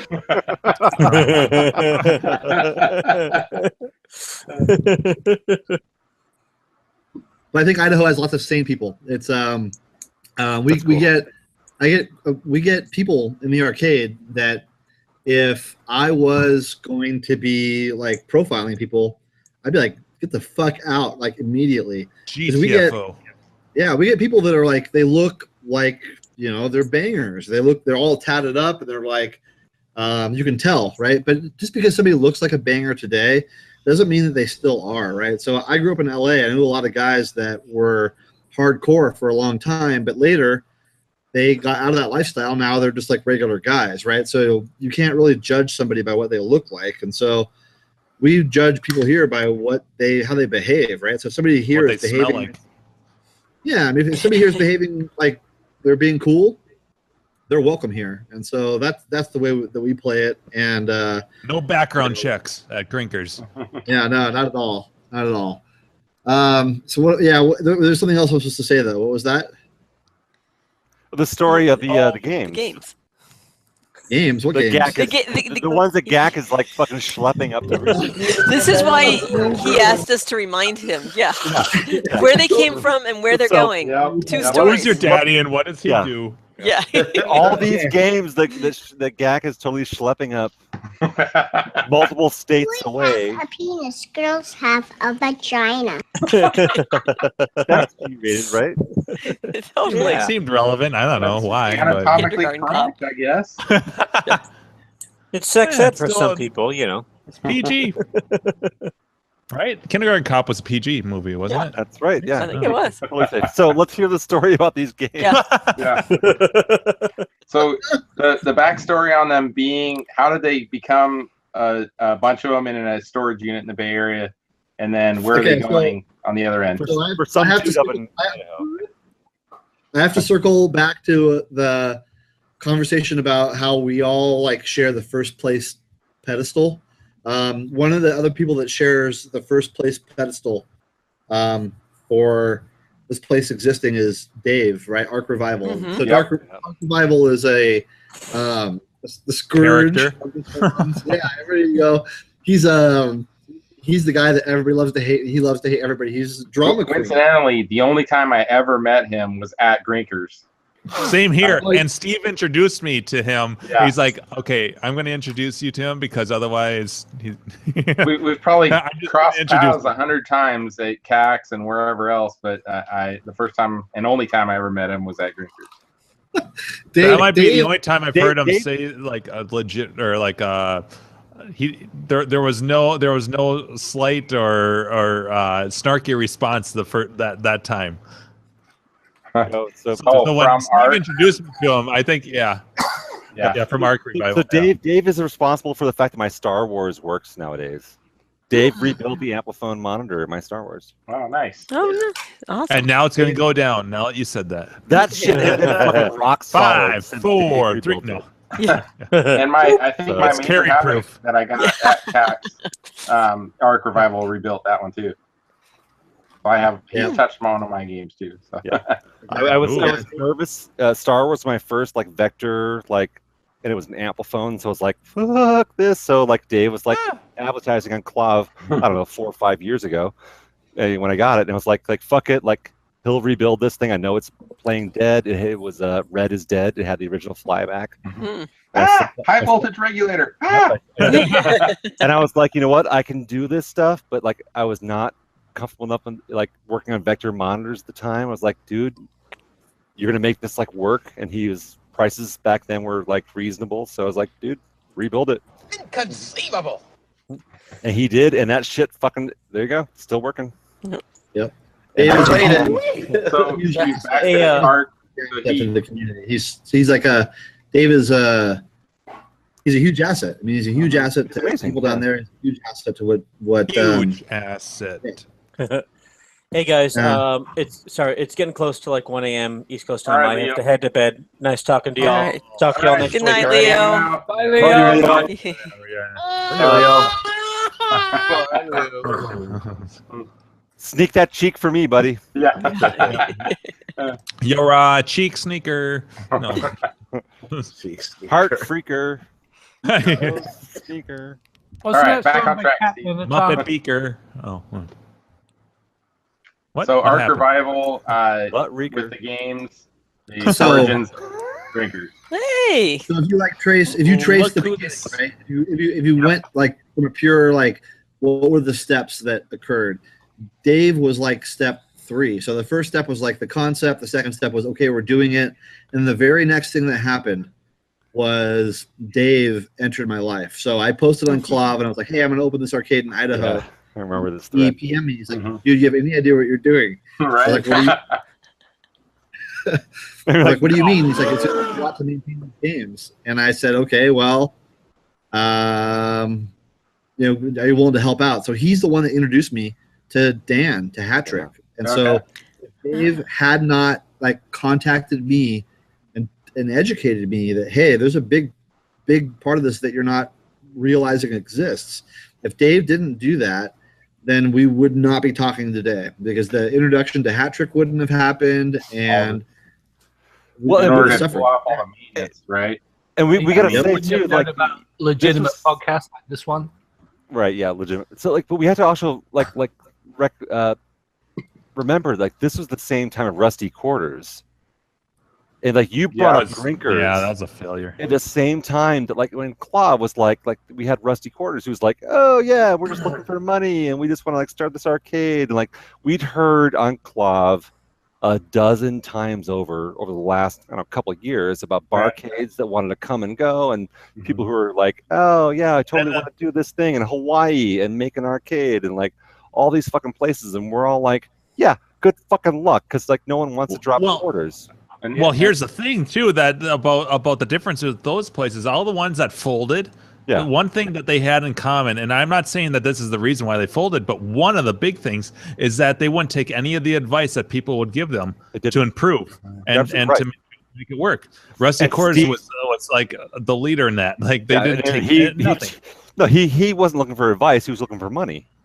Yeah. And Steve Grinkers was looking for advice, and he took that advice and Yeah. look at that. And Dave, he actually has roots in the Idaho area, right? Didn't he grow up in Boise or somewhere around there? Yeah, so Dave and Dan were, so Ark Revival and Hat Trick were friends from before. And so when Dave was still here, Dave actually moved to the Bay Area, maybe like just like 6 months before Grinkers opened. So it's just poor timing. 6 years ago. Yeah. Yeah. But yeah,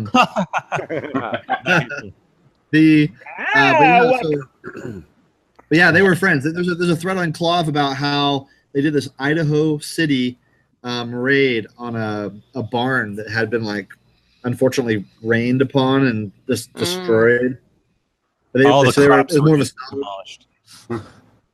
yeah, it was more of a salvage mission than a raid. But they got parts and stuff. But yeah, they have a history of probably, I think, 5 or 6 years in Boise, collecting games and going on, missions together. Wow. That's cool. So yeah, so he helped you in the beginning. So how did he wind up being involved somehow with your games and storage? Yeah. Okay, so he lived out in the Bay Area, and he said, hey, I'm so part of the original vision for Grinkers was for Grinkers to vintage arcades as the Hard Rock Cafe is to rock and roll. So you have like Hard Rock LA, Hard Rock New York, Hard Rock, whatever, right? And so we're gonna have Grinkers life. Like, sorry, it's that time. You can't help it. Yeah. Yeah. You're lucky So that wasn't a soundbite. We're actually being so restrained tonight. It's amazing.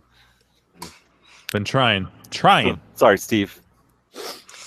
So we're gonna have like 6 or 7 Grinkers was the vision, right? The problem that prevented us from realizing that vision was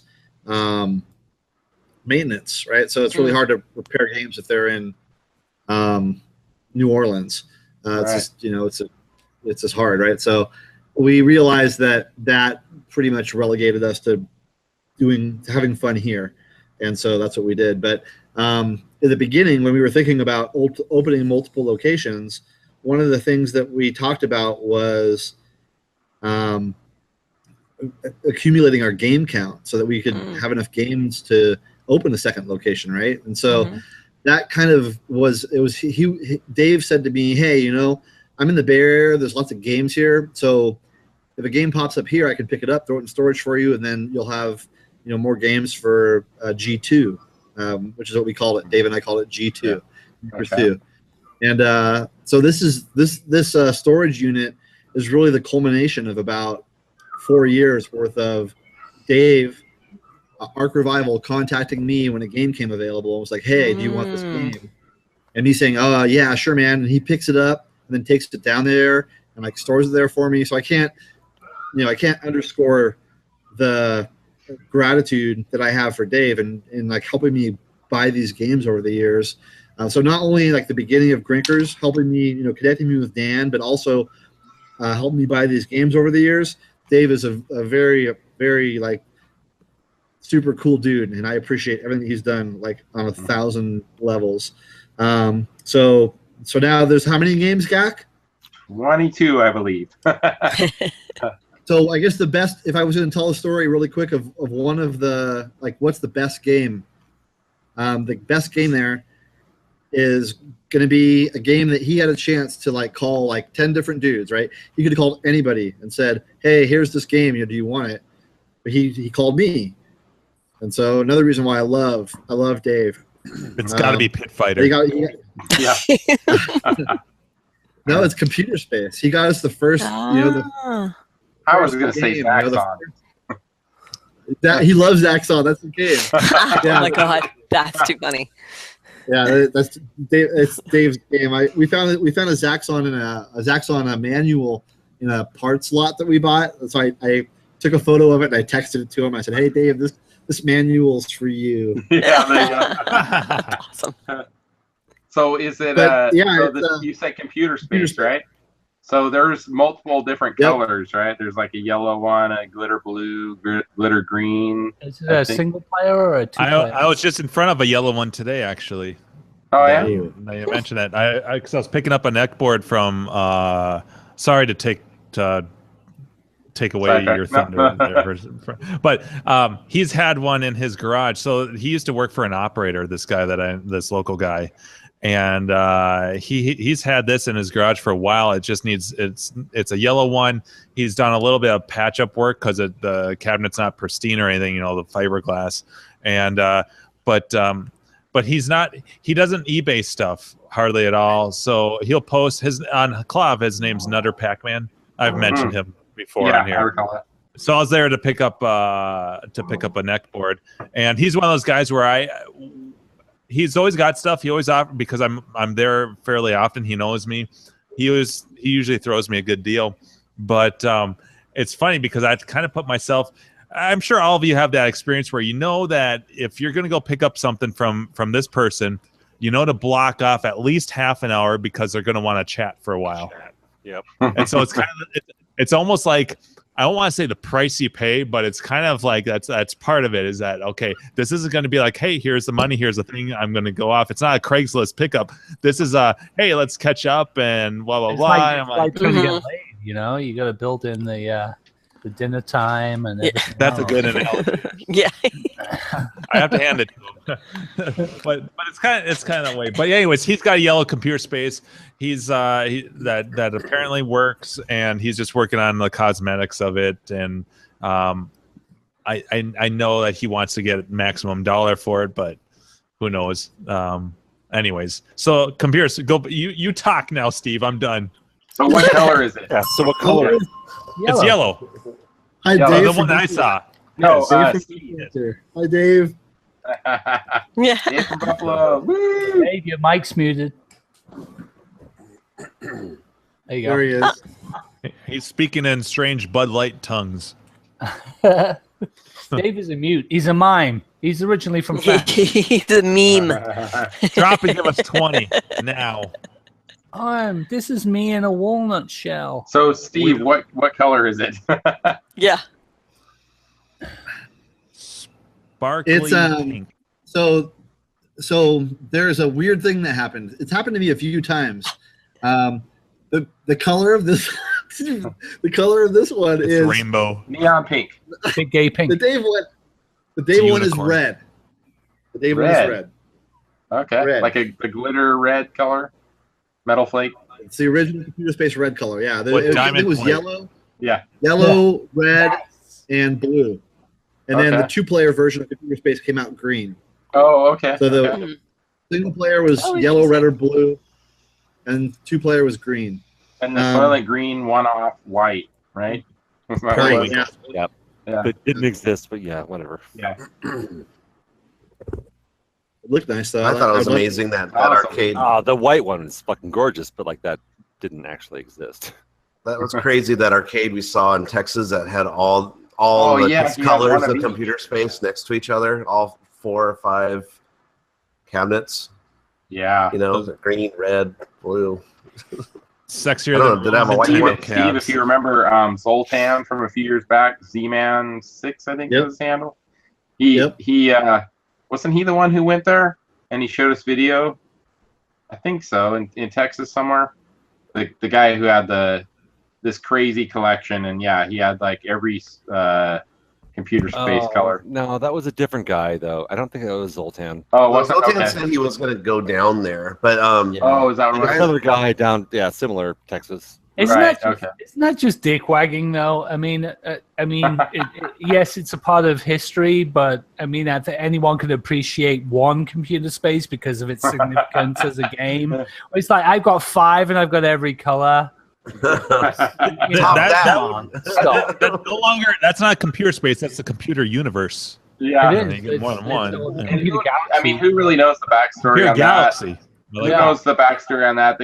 It could have been some warehouse raid, 15 years ago, and he got them all for $50 each. Yeah. Who knows? Warehouse raids. I want a warehouse rave. Yeah, there you go. One of those happen. That's arcade glow by the sticks. 1990s. Come on. Yeah. So okay, back to the 90s. I want to know where my end game is on these games I'm bringing out. Yeah. All right. So let's do the rest of the story. I'm gonna drive out to the Bay Area, load up a shit ton of games, and then take them to Idaho somewhere. Yeah, you're gonna take them to Idaho, then you're gonna be done. So as soon as you get here, your job is done. As soon as you cross the border, you can just take them off the truck. Yeah. Right. What the fuck? Gak has to set up the arcade in the Hilton. Yeah, right. The lobby's gonna have 22 games.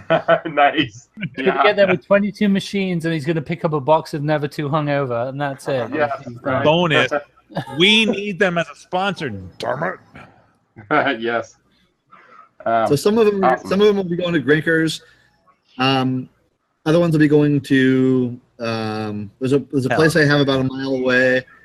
There's a place I have about a mile and a half away. So you'll bring the truck and then I'll take over from there. Cool. Get to the chopper. Yeah. No time to talk. Get in the truck. Sweet. Over the top. All right, so I before we move on, I have to talk about some of my favorite moments of Grinkers. Please, Chris. So I hope one involves Frizzle Fry. Oh, Jesus Christ. Well, that's he doesn't remember that, though. I think that's got to be his favorite moment. I'm not bragging. I'm sure that's his totally favorite moment from that year. Yeah, right. Was sopping up whatever from whatever. I can't wait. Gak's like one of the best storytellers, hands down, that I know. Naked dude. Oh, I don't know. Steve Wesson drunk. Oh. Yeah, that's pretty good too. Andrew, I just thought of one of my favorite stories, but it wasn't from the last Grinkers. It was from the first Grinkers, and you know the one I think we're loosely related. You're like my cousin, third cousin somewhere somehow. So, Steve Wesson. I'm on deck after Gak's story. I've got a good one. All right. A tapeworm, and then. You know, lemon cookie. I think I'm the only one. Where's my fucking lemon cookie? Yeah, I think I'm the only one in this chat that was actually at, other than Steve himself, was at the first Grinkfest. So, you know, I didn't know what to expect. You know, I've seen pictures in, you know, the whole series of him Steve showing semi truckloads coming up and unloading 20 games, and you know, all the cutting concrete inside the arcade and all that. I'm like, is this? I remember the Arcade Outsiders episode where they talked about the semi truck of 26 games, and Fett chimes in. He goes, 26 gays. I don't know about that. All right, yeah. I was on a bus of 26 nuns once. Yeah. I don't think we have gays in Idaho. So, you know, I really didn't know what to expect. I had never been to a place like this in, we'll say, modern era. You know, I definitely grew up in the old school arcades, but other than California Extreme, really being exposed to like a full-on serious arcade with a bar to top, you know, it was just an amazing, you know, experience to walk into that. And I'm just like, it was surreal, really. I mean, it's hard to put it into words that, you know, of what the levels it hit on, like, you know, being a fan of the old school games and, you know, beer and all that, you know. So my first recollection there was, you know, I do this thing called Untapped, right? So it's an app for drinking beer, tracking all your beers, right?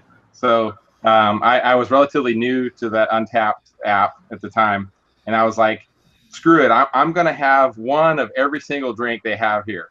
I was trying to do that the first night, honestly. There was too many. I mean, it was like 20-ish, you know, between the ciders and beers and everything. So did you say, is this a Friday too? It's not a Thursday. It was a right? Friday. It was a Friday. My first year was a Friday. We got there around 5 or 6 p.m. on a Friday, and maybe I was better off with this because both the guys I rode with weren't really much of drinkers, so they helped keep me in line, I think. So yeah, that. So I had like 2 goals really for my first Grinkfest. Was I was going to try every single beer they had, and then I wanted to match dollar for dollar beers and quarters dropped in games. So, you know, if I'm spending $20 on beers, I'm spending $20 in games, so vice versa, right? So I think I was pretty close to exactly that. You know, about $40 of each over the 2 nights. So yeah, good times. Wow, kudos. Jeez. Hey, Chris, I was thinking like this year, because you're bringing a truck, you could bring a couple of BMXs and we could do some endos and bunny hops. Right, there we go. Yeah. So yeah, I mean, that was my first experience. And then, you know, the second year, really, maybe a few months later is when I want to say the chat got a lot more lively on Arcade Outsiders. And that's where, you know, 34K and myself started to chat a lot more, let's say. We were like, I was like this fucking close to just driving the van out to Grinkers the first year. I was like, seriously. Yeah. I was part of the chat. We were talking about it. It was like, oh, God, I could totally just like could I just loan my wife the van for the week and then drive her Subaru out to Grinkers? And it's like, I was this fucking close. It's just being like, someone just say, dude, just come out here to Grinkers, and I'll just go. So the second year, leading up to the second year, you know, we were all pumped. You know, the people that had been there the year before, and I think it was growing. More people were interested in going, and I really remember like talking to 34K and saying, all right, man. As soon as you get there, I'm buying first round. Whoever you're coming out with, I remember that. You know, break the ice. Let's have a beer. At that point, I was like, "Fuck it, I'm grabbing the Grinkers, like the Denver crew of like Crafty and like all of Sam and all the guys that made that first trip the first year." And I rented the car and like, "Fuck it, like we're going." Yeah, I'm driving, so let's make a show. I don't remember. I want to say it was a little bit later, Thursday night. Maybe you guys got there around 8 or 9 because traffic. 8 or 9, yeah. Yeah. So, and then Crafty holding his beer like this. It's like a thermos. But he was holding it. It's like, I just checked into Facebook, and my grandma said, Have a good time. Is he drinking yet? No, by the he's way. not. Gosh, darn it. Is YO coming yet to Grinkers? Well, I can't confirm or deny Wild's God, presence. what at the hell Grinkers is this guy? way because like Such Let's he didn't hope. even Couldn't confirm or deny it. Sorry, Carrie. Well, Denver threw everyone for a loop. Yeah. Yeah. So you know what? Yeah. Didn't even turn up in Denver. We're in his goddamn He hotel. fucking lives here. Him and Yeah. his no Wow. Yeah. So Grinkfest 2, you know, being able to actually meet Andrew and the Colorado crew, you know, and be in person, talking, drinking beers, you know, just took it to a different level, right? You know, level. Right. So And there's that was one thing that, you know, I just had no idea what you guys looked like, you know, or what your voices We've been sounded chatting like. for a couple of years on IRC at that point. Yeah. So yeah, that was a good time, and then of course we talked about it.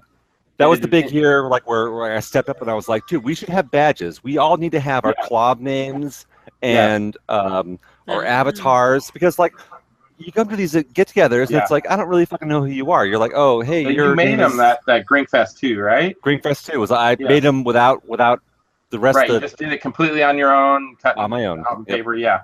Yeah, so it's like I go again. we gotta have this thing. It's like, you know, we meet at these events and it's like, all right, so I know Jimbo Dini, but you weren't there at Grinkfest, but I know Gak Attack, but it's like I don't know who you are in person, so we should all have name tags that say our name. I missed Grinkfest 2 pretty like by a few weeks. That's when I started listening to the show. Was like literally like maybe 3 or 4 weeks before that event. So I came a little late to the party, and I was so close because right after Grinkfest 2, I was at Gorf Champs. I don't know if he's still active on Clav, but his party, and Sean was there, and he's like, dude, you got to come out. Like, he was just like happy up, and I'm like, God damn it. Like, I know I missed a good time, because that was when I started listening to the show like a few weeks before, and I'm like, shit. And so I'm like, that's it. I remember April, I think it was April, that spring, I booked my my Grinkers 3 flight. I'm like, no excuse. I'm gonna get this. Like, you were there early. Yeah. I was like right on the shoot. I'm like, bam. There's no excuse. I'm going, because it sounded like such a fun time, and that, like you guys were saying, we're super active on IRC. It'd be like it was crazy, because even before we started doing these hangouts offline, it would be Andrew, Gak, Mock. It'd be like this line of people. You'd be like, hey, guys. We were all the regulars on that show. Jeff C. used to be a regular. Yeah. Orange Whip. You would have some kind of pause and the take chat would be going so freaking fast. I would just pictures. Oh yeah, the chat would be going so fast, so scrolling, that all I would be looking, I would be back scrolling, looking for a image link that Andrew posted, because I knew it was fucking googly eyed. Googly eyes, yep. I know. So Grinkfest 2, to kind of wrap that one up, we talked about it in advance too. It was Andrew, myself, and Steve playing Super Sprint. How I talked about with my kids, like I like playing one-handed with the beer in the other hand. So we were all like, okay, let's do that. And like I was like, okay, I like playing the right side. I think it's the yellow car. And Steve, I think, said the red car in the middle, right? I'll play blue. And then you played the blue. So that was like right around noon or 1 o'clock. You were still tweaking the spinners. Yeah, because they were a little tight.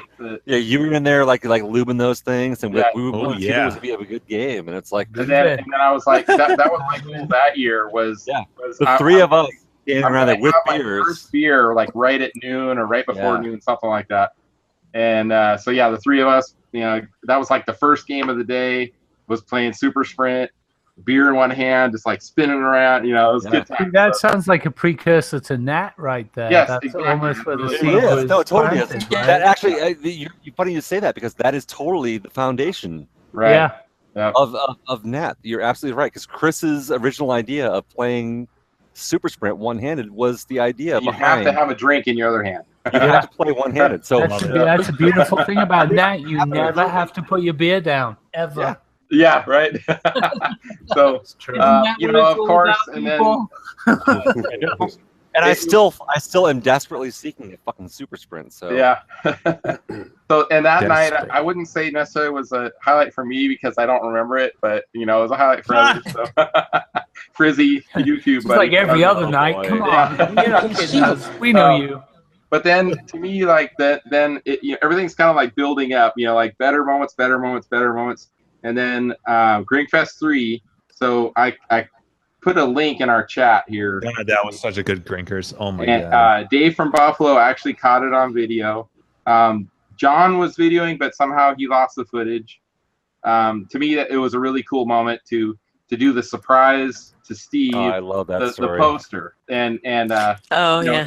a good friend of ours and mine, Harry Gloth. I love that story. He kind of sparked the idea a couple months before that. He's like, dude, Steve loves war games. The arcade was his arcade, and let's do a poster. You should do a poster and show the locations, all the people coming out to Grinkers. I was like, man, that's freaking perfect, Yeah. So Andrew and I were working on that behind the scenes, and I was like, as soon as you said that, I fucking loved the idea, and I just went crazy with it. And I was like, we have to do this as a surprise. I Steve, honestly, this is my wall. Yeah, there you go. Most of those are Grinkers pictures. Right. You can see the poster at the top. Yep. A lot of 8x10s of us all in front of Grinkers. So that's my wall of arcades. So I don't even think John or the Arcade Outsiders guys knew about our poster, did they, Andrew? I don't remember. I didn't know about that at all. It was all surprise to everybody. Only you and me and you and I and Harry are the only person who knew about that. Yeah, so the video I clicked or I put a link to it in our chat, but Dave actually was able to catch it on video, and I thought that was like a really cool moment to I enjoy that kind of surprise factor, where Steve had like no idea. We bust out the poster, and he's kind of like, holy shit, this is awesome. And then so everybody's out there right after the group photo, and then my son was there too, and I was like, all right, as another little icing on the cake, no one knew about the posters either. So we had posters for everybody. Yep. I just remember everybody going like, yeah, like everybody was like excited about it. So that was really kind of a highlight of building up to that for me. So my favorite thing about that poster, not just the theme, but what's so badass about it is I love using it as an actual map for these are where the people came from. Right. Like when I tell you, it's a legit dot for everything. Like, oh, that's me and Sean coming from Minnesota. And it seriously was and that was my favorite moment of announcing in that video that Gak just posted too. It's just like, this is you guys. You guys made this happen. Everyone here, all you fucking sons of bitches who are awesome. Thank you so much. You are the reason. Every dot, every line, and every avatar on this map, that is you that came to Grinkers. It's so cool. It's so awesome. That's you, Travel. Can anybody hear me? You, yes. Dave. All right. And it's you that's special and you that made it happen. So, thank you so much. You guys are the reason why we do this. And oh, by the way, Steve, so every one of those framed pictures on my wall, I have like a 5x7 on in my work cubicle of that too at work. So a lot of Grinkers photos, a lot. Nice. That's and awesome. I'm not saying they stole our idea, but I'm gonna go ahead and say ground control. Have you guys seen any of their? We can't say they stole it because it's war games. So fuck they that. have a giant projector screen in their arcade that shows the war games theme. Yeah, and they came out that a few months ago. We did that first. 2 years ago.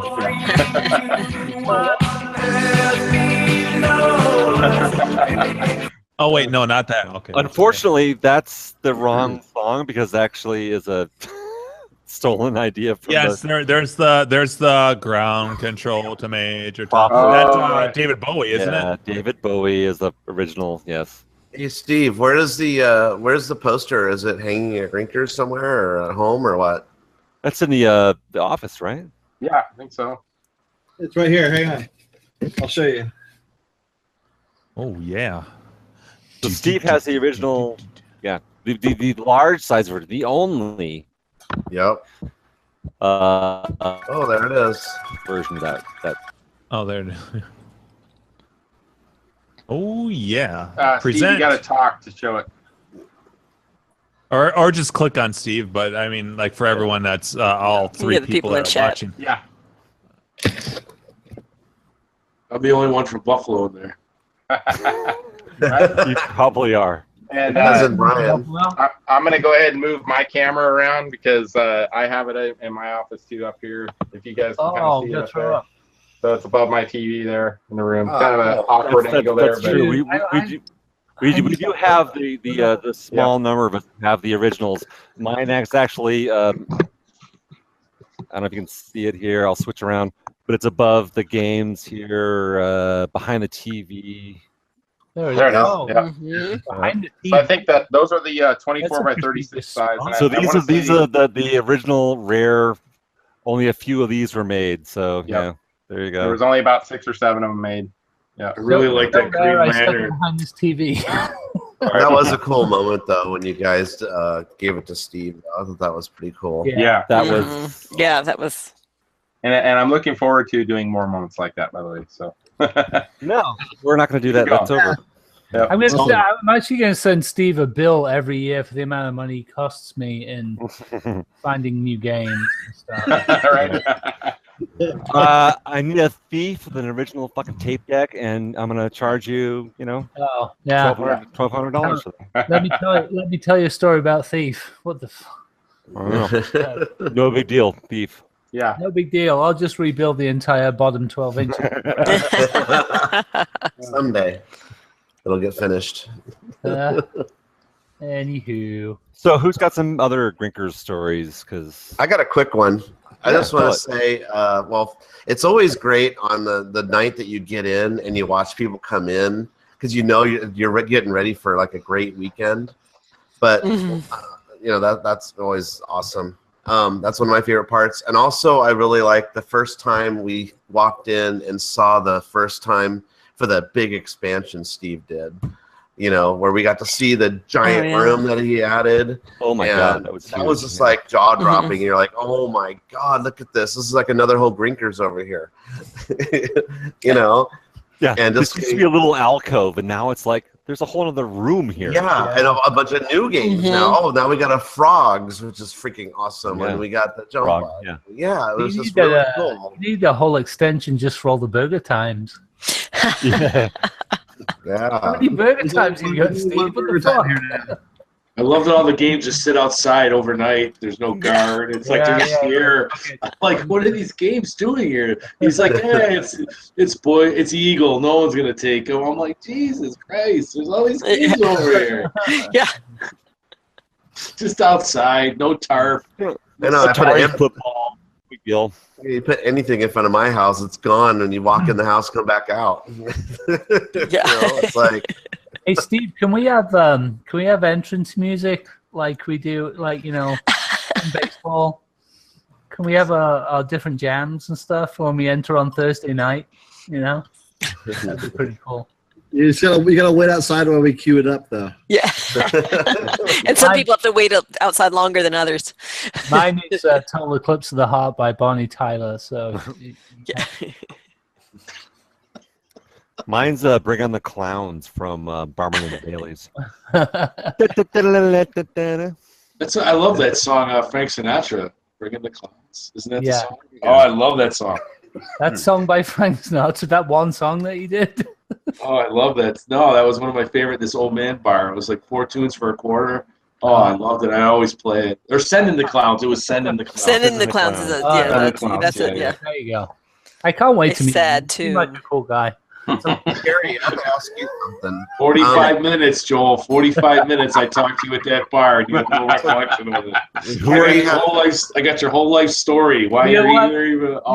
Doesn't even remember. It's going to be 2 times 45 minutes. I guarantee it.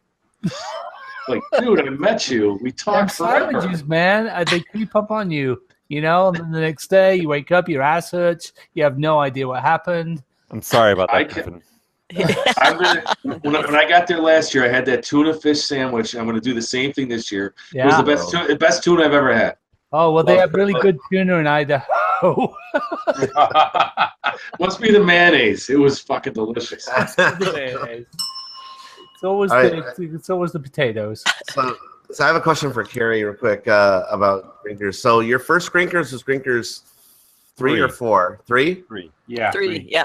And also, how did you hear about it and stuff like that in the first place? Oh well, by then I had already been to Brofest, and I was listening to Arcade Outsiders. Okay. So Were you just listening to it at work while you're working, or? No, I listened to it in the evening. I was listening to it live. Oh, you were doing it live. Yeah. Okay. Well, actually, I'd listened to it before Brofest, and then I met a bunch of you clowns there at Brofest. So then it was even more fun. But yeah, so I had started listening before then.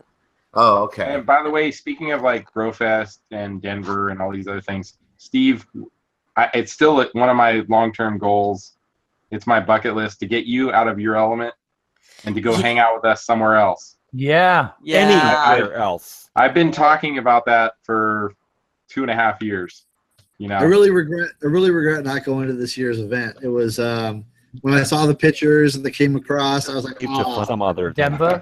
Yeah. All right, Steve, I'm going to try to give you a good 3 months heads up for the next one and make it happen. Make it so. Denver was fun in the arcades, but it was 1,000 times more fun back at the house. So, all right. So, anybody else have some stories? I have a Grinkers story. So my first Grinkers was Grinkers 3, and so I got to meet Miranda and Amanda there, who've become Facebook friends. So that was really cool because they're really cool girls. So we had a great time, and we all still keep in touch. So like this year, we're hoping to sort of meet up and sort of do a group thing together. And all sort of go out as a gang. I don't know if it'll happen or not, but that was cool.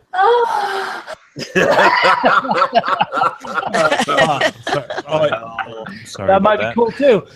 That's but then last year, for Grinkers 4, the biggest memory, I mean, it was a great time. It was a great time. There's so many great things that happened the whole weekend. But it was the Saturday night, realizing, because I had an early flight on Sunday, if I go to bed now, I'm not going to see these people anymore. And I didn't want to go to bed. I didn't want to leave the bar because I knew the minute I walked out that door, that was it. I wasn't going to see everyone until next year for a lot of people. So, I mean, I think that really sort of encapsulates the entire sentiment of Grinkers. Is obviously you go for the games and the tournament and the fun, but really what you really go for is for the people. Yeah. And we have such a good It's a social event. Such a great group of people. And the fact that everybody makes a huge effort to fly in, no matter where they come from. They're coming from Canada, they're coming from all over the States. It's such a great social event and such a good group of good people that the games are almost incidental, to it all. And that's what Denver felt like this year. And I think that as these things go on, all we're doing is constantly building that group. I checked in on the Grinkers 5 thread yesterday, I think, and it was up to 119? Is that what people coming? Yeah. It's somewhere. Yeah, it's up around there. Yeah, I actually had 4 new people today. I haven't even added. So, yeah. So this is going to be the biggest. This is going to be the biggest Grinkers ever. Yeah, up there. Yeah, for sure. We're on spot right now to do best Grinkers ever. Yeah, and we're gonna have all our little different tournaments and our little bits and pieces and so on and so on. And obviously it all gravitates around the hobby because that's why we're here. It's why we know each other and how we've all found each other. But at the end of the day, it's the people. It's the people. Yeah. I mean, I was honestly at my knee-jerk reaction when I was like, "Oh my God, there's going to be so much stuff going on." But then my mentality now is that Grinkers is like. It's like with all these tournaments, it's kind of become like a state fair. It's like, oh, you pick and choose. You pick and choose what Right. you want to do, Mhm. and you don't have to honestly, do it all. that's no different than it's been every year, because there's like a third of the people go there, might play a few games in the tournament. They're just, hanging out, having a good time, drinking at the bar, socializing with people. So no one's obligated to do any tournament. It's, what people want to do. So. And I don't think I don't think this was in the initial plan when Steve opened the place. I'm talking about Steve in the third person, like he's not here, but I see him lurking in the shadow like a vampire. But obviously you realize it, but you've created a venue for an entire community of people to gravitate around and to come together every single year and just reaffirm that bond that they have now. And so it started with the games, and the games will always continue to be a core of that. But the friendships, the relationships, the people that I personally have met over the last 5 years of being in the hobby is just, I've got friends now that I would never have had before had it not been for the hobby. And the fact that we have this like sort of little, little mecca. It's like a little mecca, right? That we all right, Griffin, all I'm reaching out. I'm reaching out. Oh, buddy. Well, here's the thing, though, and I will say this. I will say this, not to get too mushy on Grinkers, on Joel's thing, but the people that show up, I have not met one person that I didn't enjoy being around at Grinkers. I've met people I don't enjoy being around at other places. I'm not going to name them. Grinkers is all heart. Yeah. It is all heart. No, it's a good time. It's a great time. And like I was saying, getting back to the original story, that Saturday night, I didn't want to go to bed because it meant I was saying goodbye to everybody, and I didn't want to do that. So that's a real nice problem to have, Yep, I agree. Yeah. So my new rule is I don't go to bed until Andrew goes to bed, because every time I get pulled away, Keith always wants to leave early. He says he doesn't, but it's always him going, "Oh, you kind of tired? Are you ready to go?" All right, because I don't want, I feel bad he's got to walk back by himself. But this year, I'm telling him straight up, if you're gonna go home, do it with a group of people, because I'm leaving when Andrew leaves. That's right. I'll leave when Steve says, "Get the fuck out." Right after Andrew stays the longest. So. You don't have to go home, but you there until Steve says you have to go home. I'm sorry. And all I have is a concrete floor. You can't sleep there. Every night I will be there until the end. Last year, I'm going to say her name's Amber, right? Andrew, that reminds me of like Grinkers 3. I remember going back to my room and I was like 2:30 in the morning. And you're like, "Where the fuck are you, dude?" Where are you? And you're like, "I'm still at Grinkers." We're at the bar. We're like, waiting for you, dude. What the fuck is going on?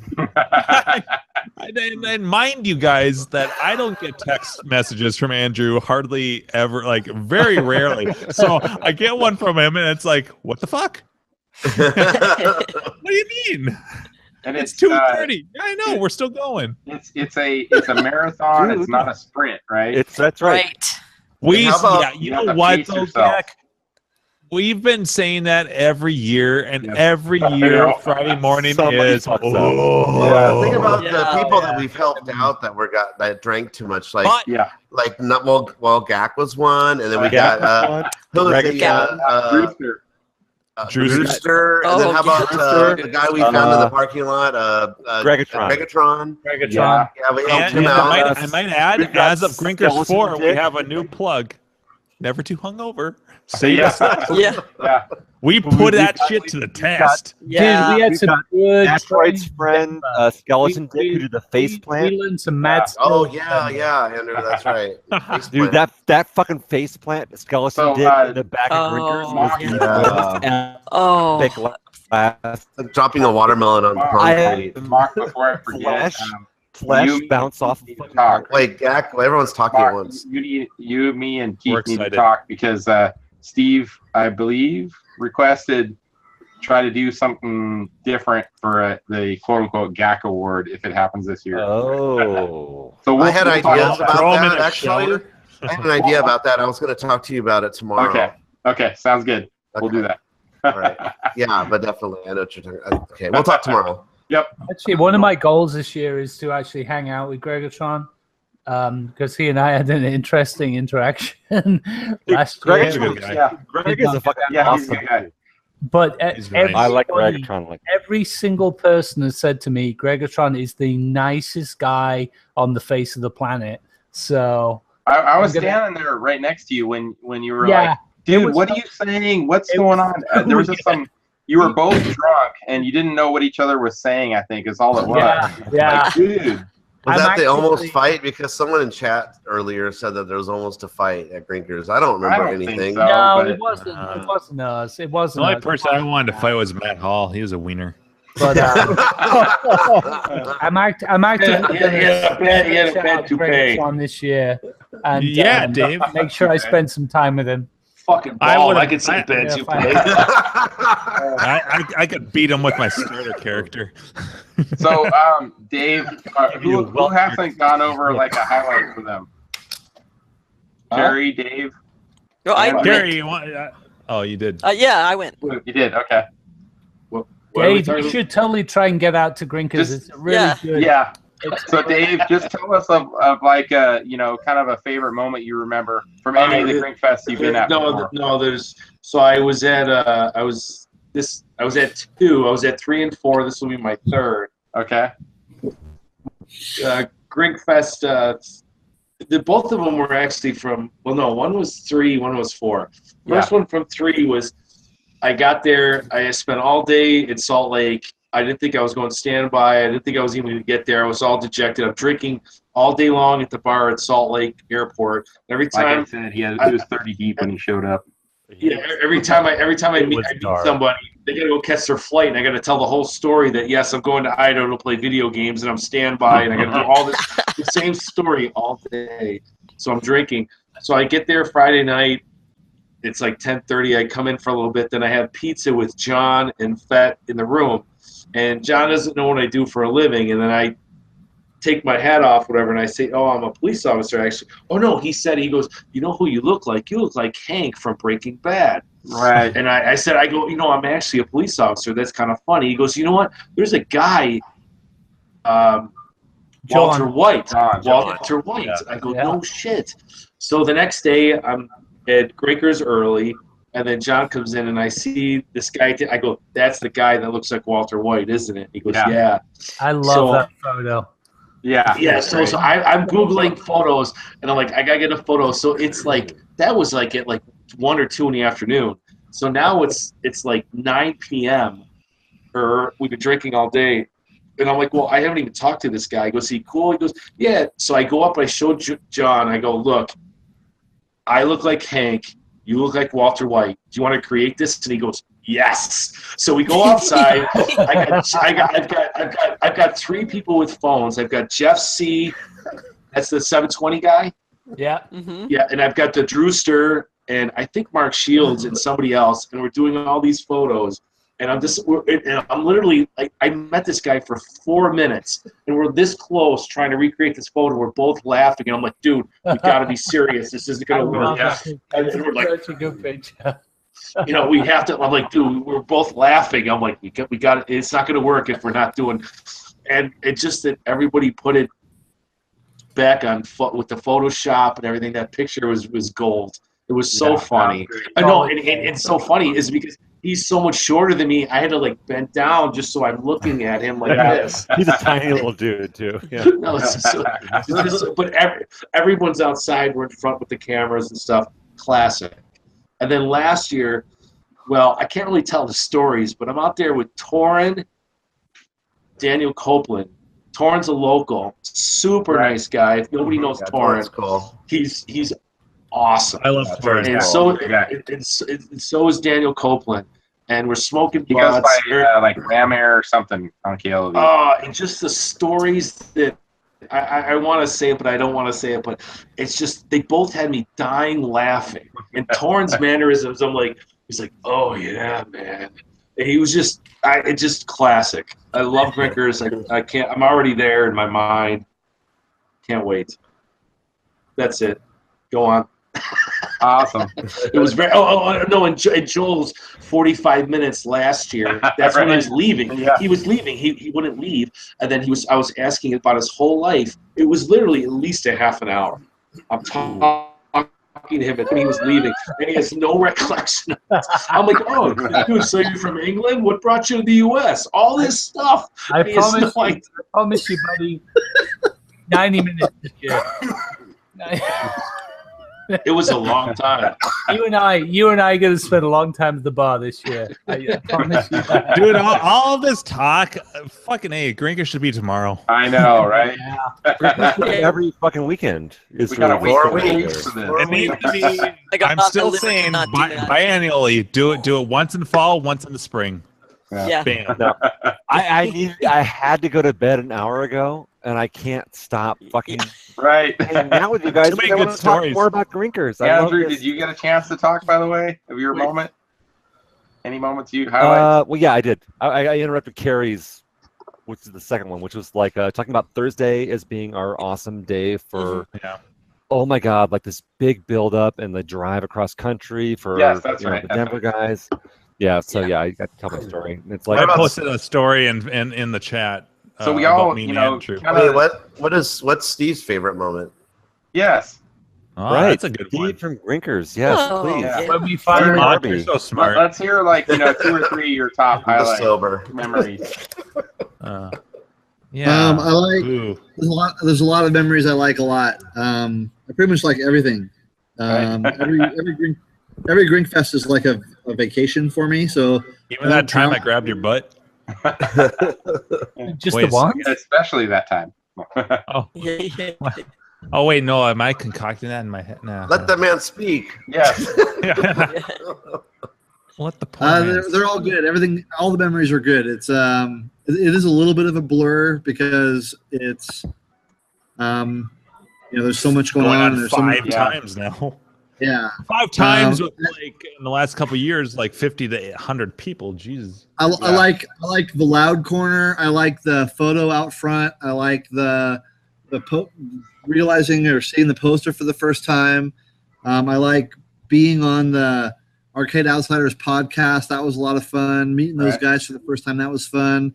Yep. I like the tournament. I actually won the very first Grinkfest tournament, the main event. That's right. You yes. did that now.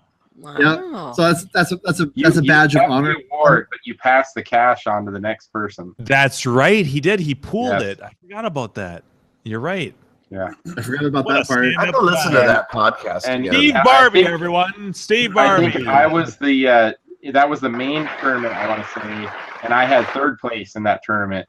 So I got the 2nd place prize pool for being in 3rd place because you passed it on.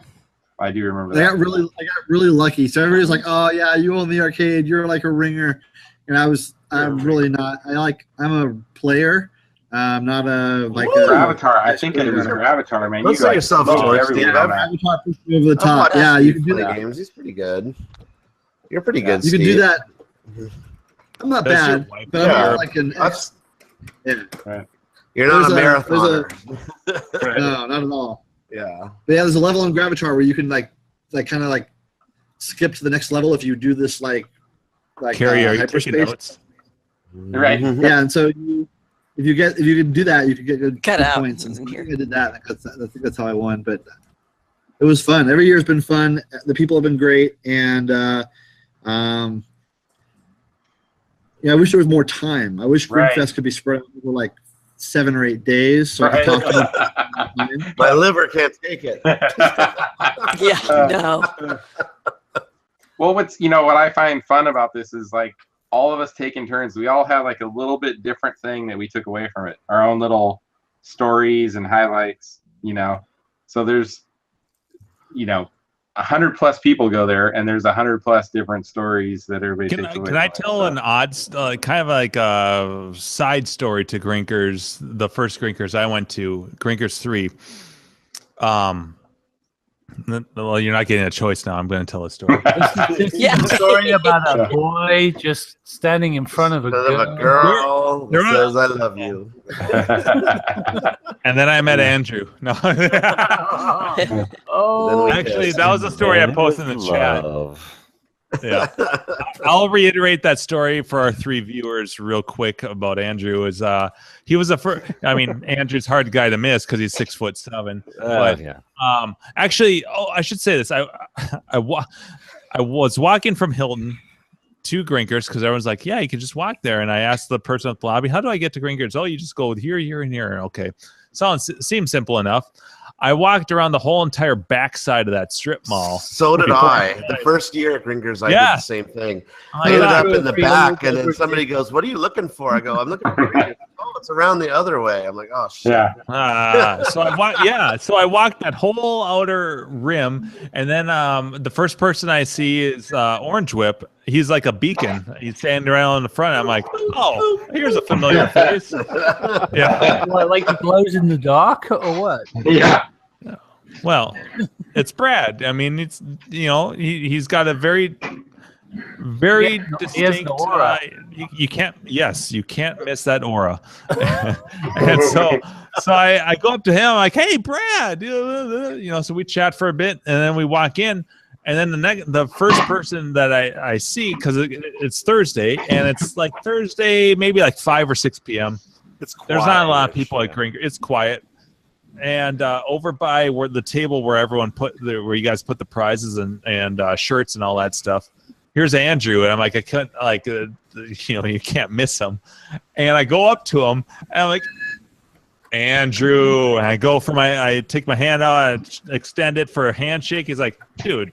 He goes up. He's like, whoop. We don't do handshakes. We do hugs. Yeah, that's fucking awesome. Let's hug this shit out, buddy. Yeah. It was a good like 5-6 seconder. It was a good hug. Yeah. that was like bring you in for a hug and hold. Right.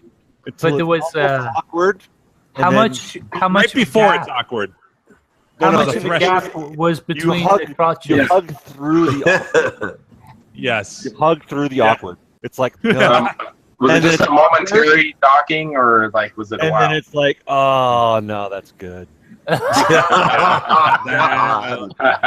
That's real nice. But okay, so my story going up to this though. So Steve, that's the genesis of dinner. Yeah. Yeah. So I've got 2 more stories from Grinkfest 3. They're really short. Well, one's short, one's not. Leading up to Grinkers 3, my goal was I was in between jobs, I was hoping to be in between jobs. Oh my God, I'm gonna need another drink. Go get a drink. Myself. Yeah. There's no Joel. There's no swiping in this story. So I hated my current job, and I had just applied for a position, the position I have now. Spoilers, I got the job. So were you not wearing enough flair at your first job? Yeah. I was not. Only 12 items. Yeah. So I had applied for this position. I really wanted this new career, and my ultimate goal, I told this to my ex at the time, my wife. I told her, all right, here's what I want. I want to get this position. I want this position confirmed before I go to Grinkers, because then it'll be a huge relief.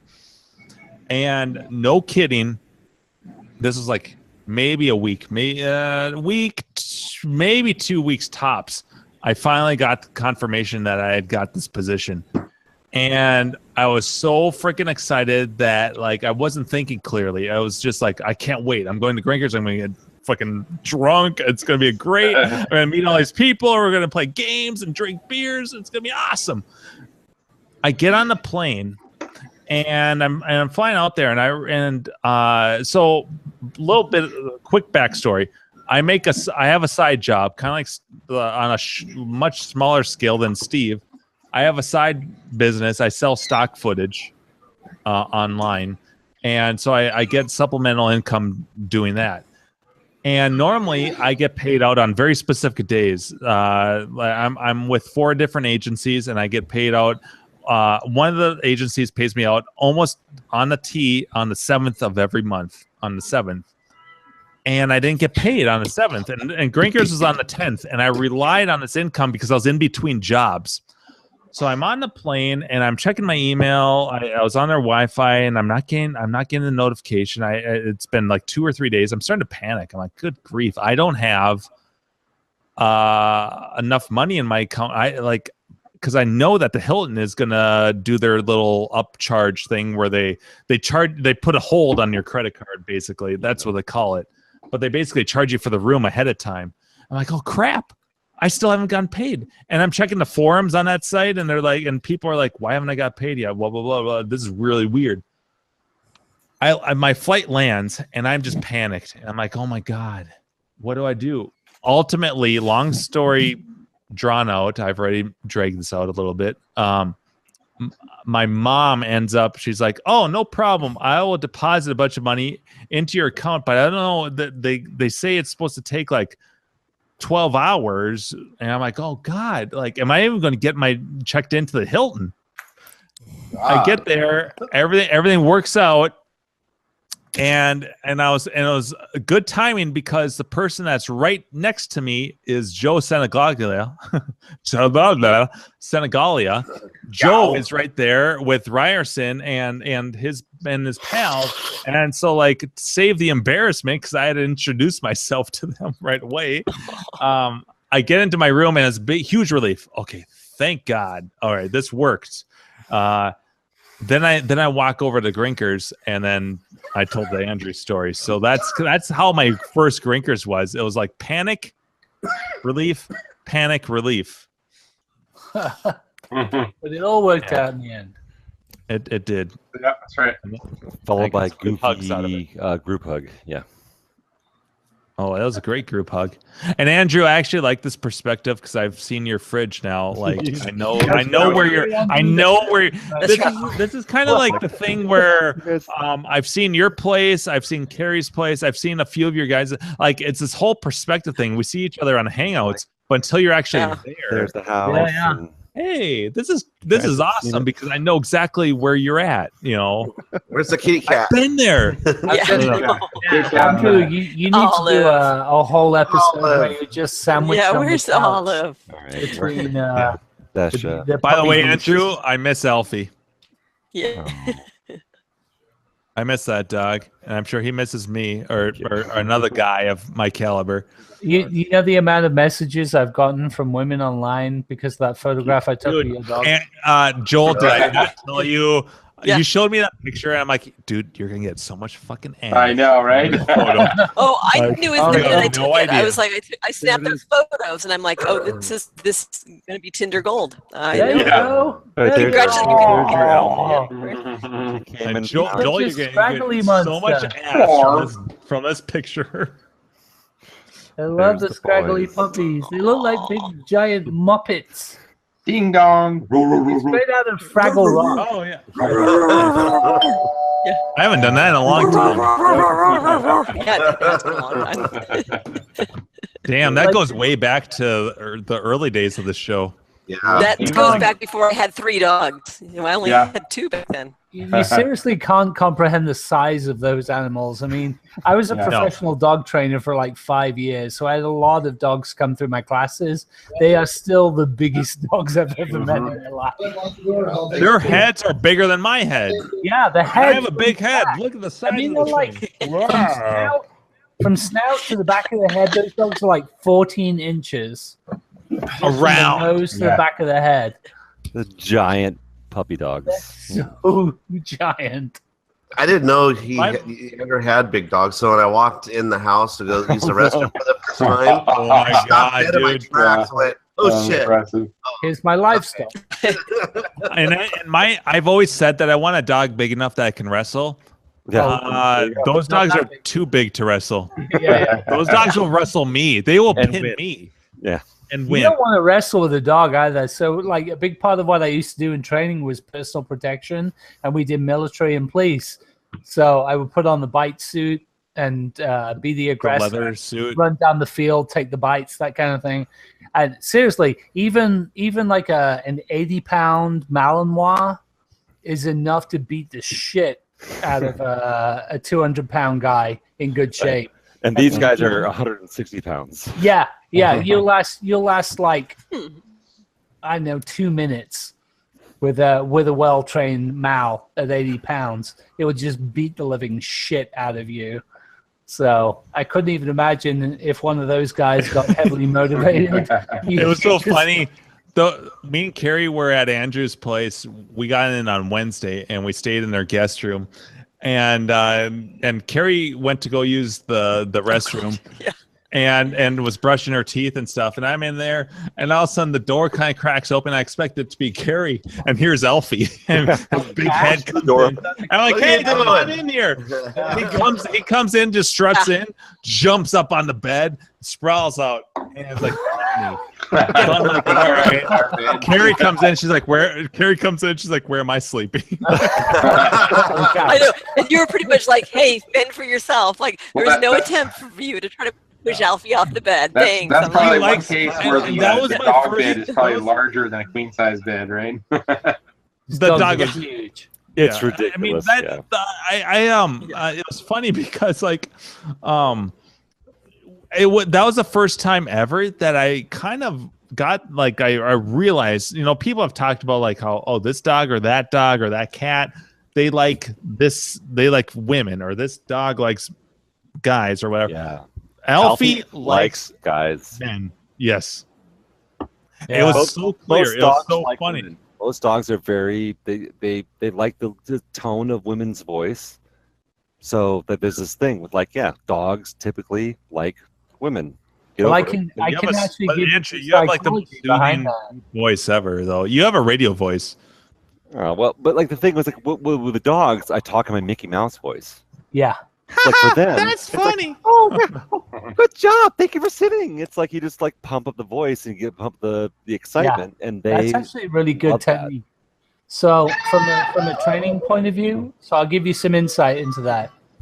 So when it comes to the alpha position, right? All dogs look for the alpha position because that's how the hierarchy works.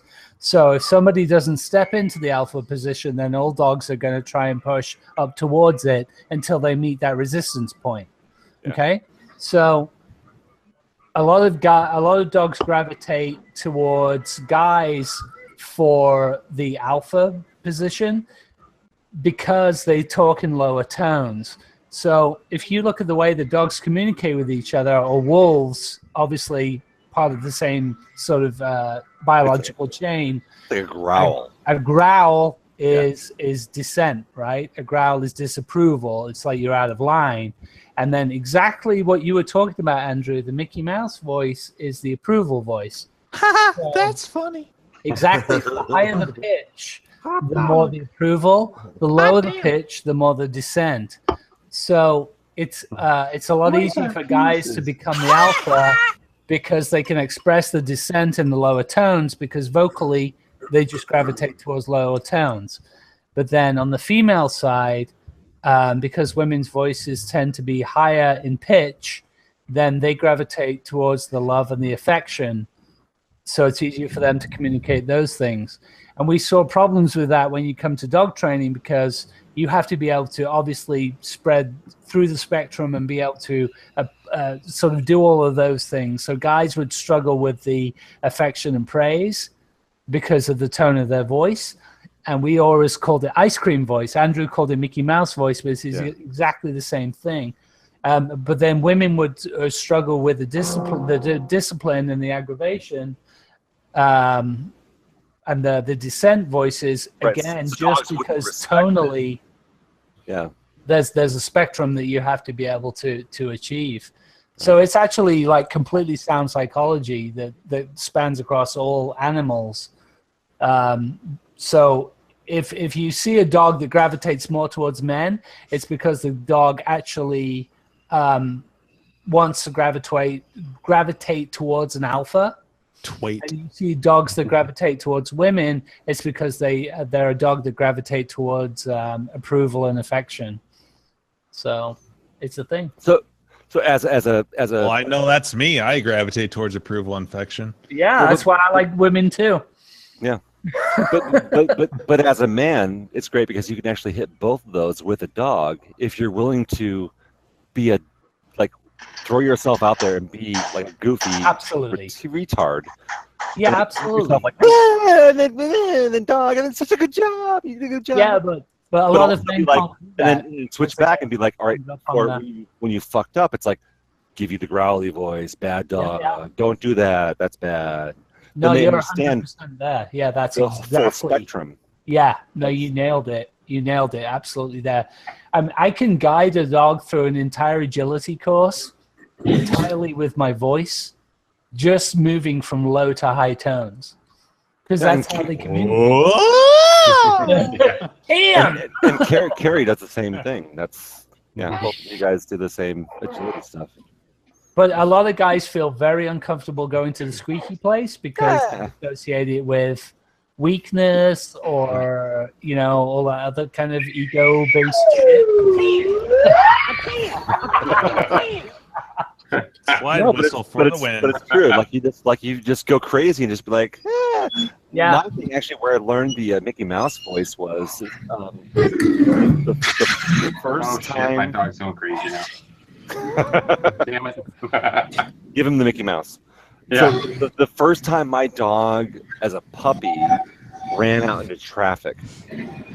Yeah. And I freaked out, and it was like, I knew that I couldn't chase after him because that would turn into a game. And it's like I turned the other direction and just pretended like threw my hands over the air and just like threw the Mickey Mouse voice and went, oh my God, we're going to play the ball. Come to me. The best thing. But I ran away from him, and I become way more excited than when he was running towards, and he came after me, and I was like, that's it.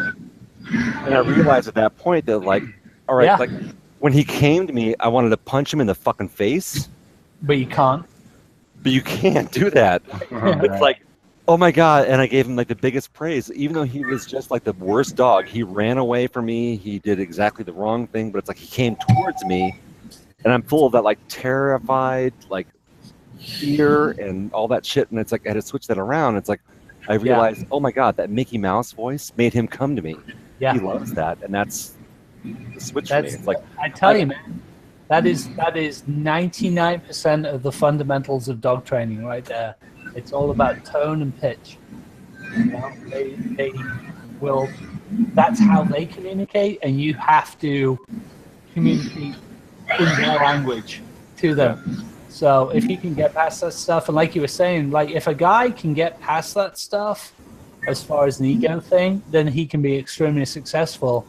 For women, it actually is physically harder because they actually have to drive their own voice down to lower tones that physiologically they're just like going to struggle to hit for no other reason than the voice box isn't sort of designed that way. And have that like big body of like big aggression. It's like, no, you've done something wrong. Like make your body literally bigger like a physiological thing. On the Yeah, it's all body language, energy, and tone. The dog's penis. So you would teach your cat to piss on a toilet, right? Well, cats don't give a fuck and they don't listen to anyone. Dogs are way easier than cats. So is it time to kill this, you guys think? It's okay. time. So, I want to thank Steve for coming on with us tonight. And I'm sorry. Steve, you need to be on the show every week. Every few months would be awesome, No, how about every week leading up to Grinkers now? Yeah, right. Well, feel free to check in as often as you want. I'll leave it at that. There's always a slot open for you, Steve. Yes. But I think we are on a mission to get Steve away from Grinkers. Yes. To another event, right? Yeah. Well, we gave him Denver if he wanted to come out there. Yeah, Steve, what the fuck, dude? We're going to do Minnesota 2019. There you go. We're not done. Yeah, Right. so our next event will be somewhere else. So So San there- Diego There 2018. is one for sure every year, as long as people welcome us, and that is Grinkfest every year in October. And we keep talking about a Maybe different we can event, do a different NatFest out at Grinkers once a year now. That'll Right. be our Even if he doesn't welcome us, we're still going to turn up. Yeah. We should not even show up God, fuck faces are here. charges full price for rooms and beers. Yes. I don't give a fuck. Right? Yeah. Just give us the full lowdown. So we'll pay 50 cents a game. I'll even make a shirt. I don't even care if you yeah, there you go. It's So like it'll say Steve made us pay full price. Yeah. Drinkers 2017. No. 73% less smelly than Cax. Don't forget that part. Yeah. 73% less smelly than I want a shirt. Facts, yes. Drinkers. So I And on the back you'll say you better believe it. Yeah, that's right. So I think I can safely say for all of us, we had fun telling, classic stories that we love about Grinkers, and looking forward to it in a few weeks here. So October 12th through the 14th next month. Yeah, so officially the 13th and 14th. 13th and 14th is tournament. Show up as early as the 12th, or earlier, I guess. Right? So actually, yes, show up on the 12th and beat Frizzle Fried scores on the damn pre-Grinkers tournament. So yes, thank you for coming on, and we had a slew of people that came on in the chat tonight. I don't know if I'll be able to remember them all. A few: Adam G, Frober, Brian. Let's see who else. Brian Frober, our number one. Yeah, pal. Brian Frober feels like he should be on this. He should be on this show. And he's not coming to Grinkers. What's up with that? Yeah. What the fudge? Yeah. Brandon C. Let's see who else. Leo was on the show tonight, but Leo was on. He was on with us. Adam. There was Zeno Dragon. I'm not sure who that is. Luop, aka Paul Backwards. It sounds like he's going to try to make it. I don't know. He was commenting like that. He said Leo. There was a couple new ones I thought I saw on here. I saw an Adam, but I don't know which Adam. Yeah, that's Adam G. He lives G. near me, actually. Okay. He should be at Grinkers this year. J-Rock 68. Now, I don't know if that's the J-Rock or not, but there was a J-Rock 68 in there. Mule. Brandon C. Mule. San Diego as well. I'm offended he's never been to my garage. Who's that? J-Rock. Oh, he's down here, yeah. Yeah. Cool. So, yeah, we're 4 weeks away and very excited about doing this. We got a lot of support already. So we got lots of surprise goodies that are going to happen. And looking forward to it. So, with that, I got one little announcement as well, thanks to Steve Wesson. This little thing appeared in my garage the other day. What's that? From Denver, Nat. That's from Denver. Yeah, that is from Denver. And he sold it to me. It was only $185. So I know that's a bargain basement price. Wow. All right. I got a T-shirt and he got a fucking. I know. He got a thing for a machine he doesn't own. But this is going to go in my Donkey Kong. I suck at regular Donkey Kong, so I can't even imagine how much I'm going to suck at this. But it is going to go in there. So we're going to Steve, we'll be talking soon, and behind the scenes, we'll be talking about game selections. Like I said, there's three tournaments as part of Grinkfest. That's the main tournament, Bronze Age, and a third event to be determined, I guess. We'll see. And then we got our side tournaments, the NAT to kick off the weekend, presented by us, Arcade Hangout. And the guys from Arcade Radio are going to be out there too. We're going to do a podcast on early Saturday afternoon, I believe. So let's welcome them also. We're all a good, fun group to hang out with. So it's going to be the first year that Dan Reed actually comes to Grinkers. No, it's his second. Actually, he was there. He was there one the Grinkers 2, I believe. Yes, Grinkfest 2. Yes. Dan and I have still not. His wife, by the way, his wife kicked my ass at Miss Pac-Man on Cocktail. I challenged her to the game, and I suck at Miss Pac-Man playing slow, and she just laid the smack down on me. So I will say this. Challenge her to that. And apparently she drinks, so All right. So I'm gonna get her hammered first. I will say this: if you've listened to the Arcade podcast, it I will say this. Radio? Yes, Arcade Radio. I will say a remind in the sense of Arcade Outsiders, and we've talked about personalities, but I will say this: Madrix, Adam is Madrix, and obviously Dan is Dan Reed. They're two really nice guys. Yeah, I mean they're Minnesota dudes. You guys have met Time Runner, so we won't need to talk about him. Yeah, but guy's an I asshole. will say, Dan Reed. Dan Reed is one of the nicest people. He's really friendly. But he doesn't come off that way on the show necessarily. Oh, really? So I'm looking forward to seeing a lot of dick pics. So, play us out, I thought it was Tiger. because he liked me. Forward dick pics to Joel at Griffin. No. So thanks again. Steve, any closing comments you'd like to add? I love 34K's arcade. All right, awesome. And he hates the rest of ours. He's playing Ghostbusters. We're gonna do our best to tap all your cake. Game's on. I know he likes 34's arcade. I mean, like, come on, what's look at this. Oh, look at how big Steve's face is. Go back to your screen there, Griffin. Yeah, you got him like a jumbotron there, right? Woo! Oh, that's cracked now. But, I changed locations. Griffin, that's a pretty sexy arcade too, man. Yeah, well, it's too late now, buddy. Well, tell you what, Steve. The deal is, Steve. The deal is, you come on to the show next week, and I will turn all these games on. Oh, okay. Oh, they may or may not catch fire. You know.